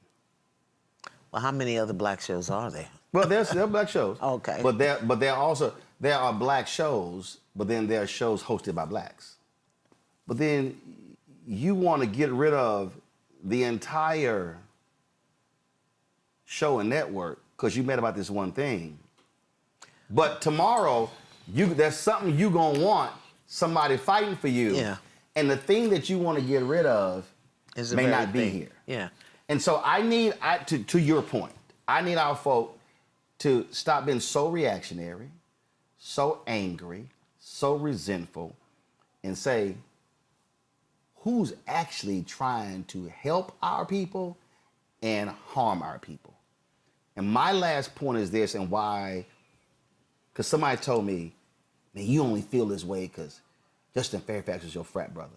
I said, no. I said 17 years ago, when Chris Brown beat Rihanna, I was at CNN. And I was watching all of these networks and CNN. They had all these shows. And I mostly saw women on these shows talk about domestic violence. And the conversations were to protect the woman, protect the kids, get out of that situation.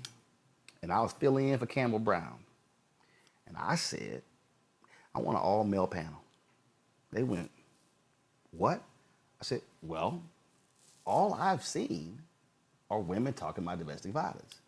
I said, if men are committing 96% of the violence, I want to have a panel of men who can confront and deal with men.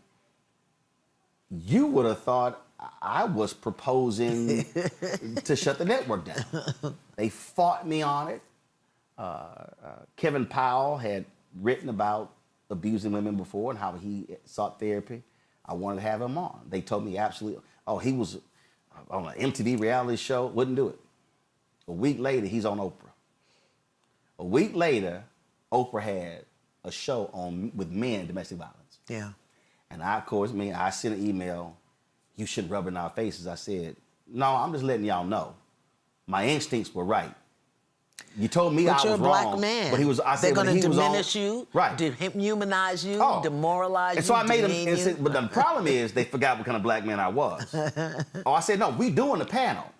And the person who produced the segment is now the president of MSNBC. She didn't want to do it. But I said, no, we doing the panel. So the point I'm making, people, that was 17 years ago. And we're still what I talking dealt about with my sister was 24 years ago. No, yeah, it was 20, actually it was 24, 25 years ago. So that predated that. So I've always been saying this, that we will never be able to get a handle and confront domestic violence until we deal with the mental health issue. And the mental health issue. Right. And I want to say this, you know, we talked, and what I told you was, don't take it on. Don't take it on. People want to dump their responsibility onto you. Again, we each have to take responsibility for our mental health, our spiritual hygiene, the trajectory of our life. Then we can come together as a whole community. You know, the question has to be, though, ability, or what are you bringing to the table? So I want to thank you for continuing to have the conversation. I hope people will do their work. Go get your worksheet. Take a look at the invisible ache for men, or the spirit of a man for women. Take a look at spiritual hygiene. So, so first of all, name the 3 books again. So Keenan, so do this here. Grab the links and put it on the same thing. So your worksheet is already up on the website. It's up on the website. Go to Black Star and that's your personal work. Go to blackstarnetwork.com. Y'all pull it up. No, not that. The website. The website. Thank you. So y'all, this right here, what you're seeing, Spiritual Hygiene for Black Men and Women, that is up right now on blackstarnetwork.com. You can download the worksheet. And it's fillable. You don't even have to print it. You can do the work now. You ain't got to wait till tomorrow. Y'all can start tonight. Keenan is going to add those books Iyanla mentioned. The book you mentioned about the brothers, I actually have that book at home. Actually, I have all 3 of those books at home. So the Invisible Ache, Courtney B. Vance. I don't have that one. Okay. No, Spirit of a Man. The 3 you mentioned, I have those. And I'm from here. But my whole point is, so we're going to add those links as well. Folks, tomorrow, so Thursday, give me the Shreveport graphic.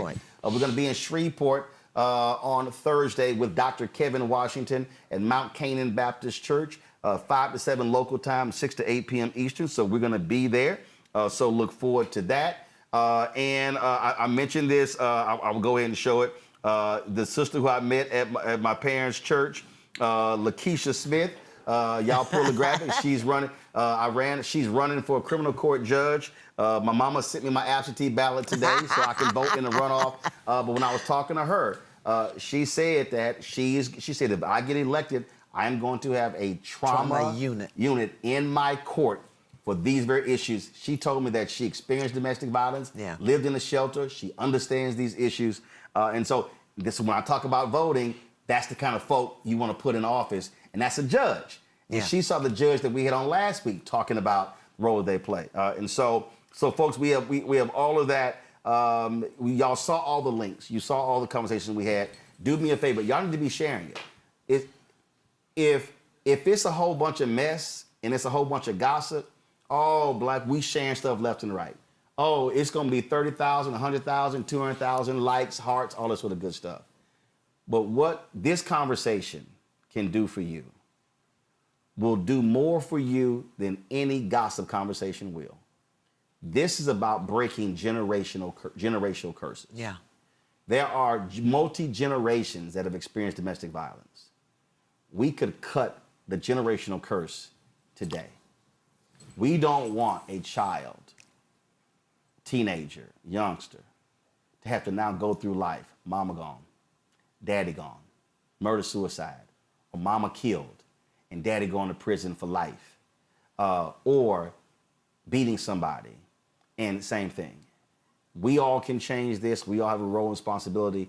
And I ask you to use your platform. You may not have 5 million followers. You may not have almost 2 million YouTube subscribers. You may not have any of that.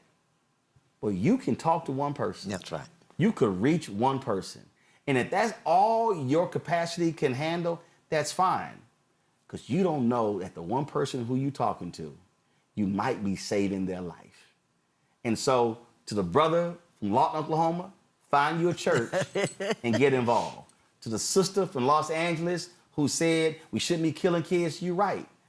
But if we don't do this thing as a community, it cannot be done.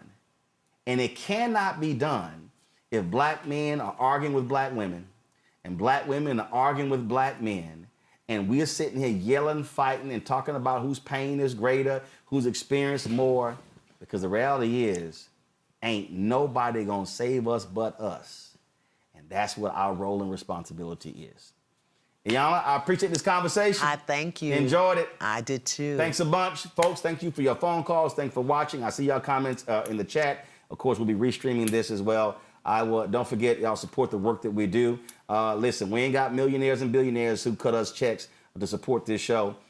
It's really, we've been surviving because y'all have been standing with us every step of the way. We are now exceeded, Keenan, you sent it to me, I forgot. We're up to about 39,000 plus. We're close to 40,000 donors. Our goal is to get 20,000 people annually contributing $50 each. QR code, you see it right here on the screen. That's also for credit cards as well. Checks and money order. For all y'all folks who can't stand electronic stuff, make it payable to Roland Martin Unfiltered, P.O. Box 57196, Washington, D.C. 20037-0196. PayPal is R Martin Unfiltered, Venmo RM Unfiltered, Zelle, Roland at RolandSMartin.com, Roland at RolandMartinUnfiltered.com. Download the Black Star Network app, Apple phone, Android phone, Apple TV, Android TV, Roku, Amazon Fire TV, Samsung Smart TV. You want to get our Roland Martin Unfiltered swag? Please do so by going to shopblackstarnetwork.com. Our t-shirts, hats, all that good stuff, including our best-selling shirt, Don't Blame Me, I Voted for the Black Woman. Y'all can get that as a t-shirt, as a crew neck as well. And we created a marketplace. This is another thing for me that's important, supporting black-owned businesses. We've got more than 50 black-owned companies that are on our marketplace at shopblackstarnetwork.com. These are all black-owned products, all black companies. When y'all buy products from there, you're also supporting this show because we receive a percentage of that as well. And so please go to the site, support those black companies. Download the app Fanbase. Isaac Hayes III is the founder of that. You can follow me at Roland S. Martin. I believe in supporting black-owned social media platforms. So download his app. Don't forget, watch Brittany Noble every day at noon Eastern. The breakdown of Brittany Noble on the Black Star Network. Get that as well. And don't forget, go to our website. Go to blackstarnetwork.com. Download the worksheets. Iyanla has one for men, one for women. Y'all can download them together. Y'all can fill them out separately. Y'all can turn this into a thing at a party. Y'all can call a group together for y'all having y'all frat brotherhood. You can do this as well. This is about us doing the work as we speak right now. Folks, that's it. I'll see y'all tomorrow right here, Roland Martin Unfiltered on the Black Star Network. Holla!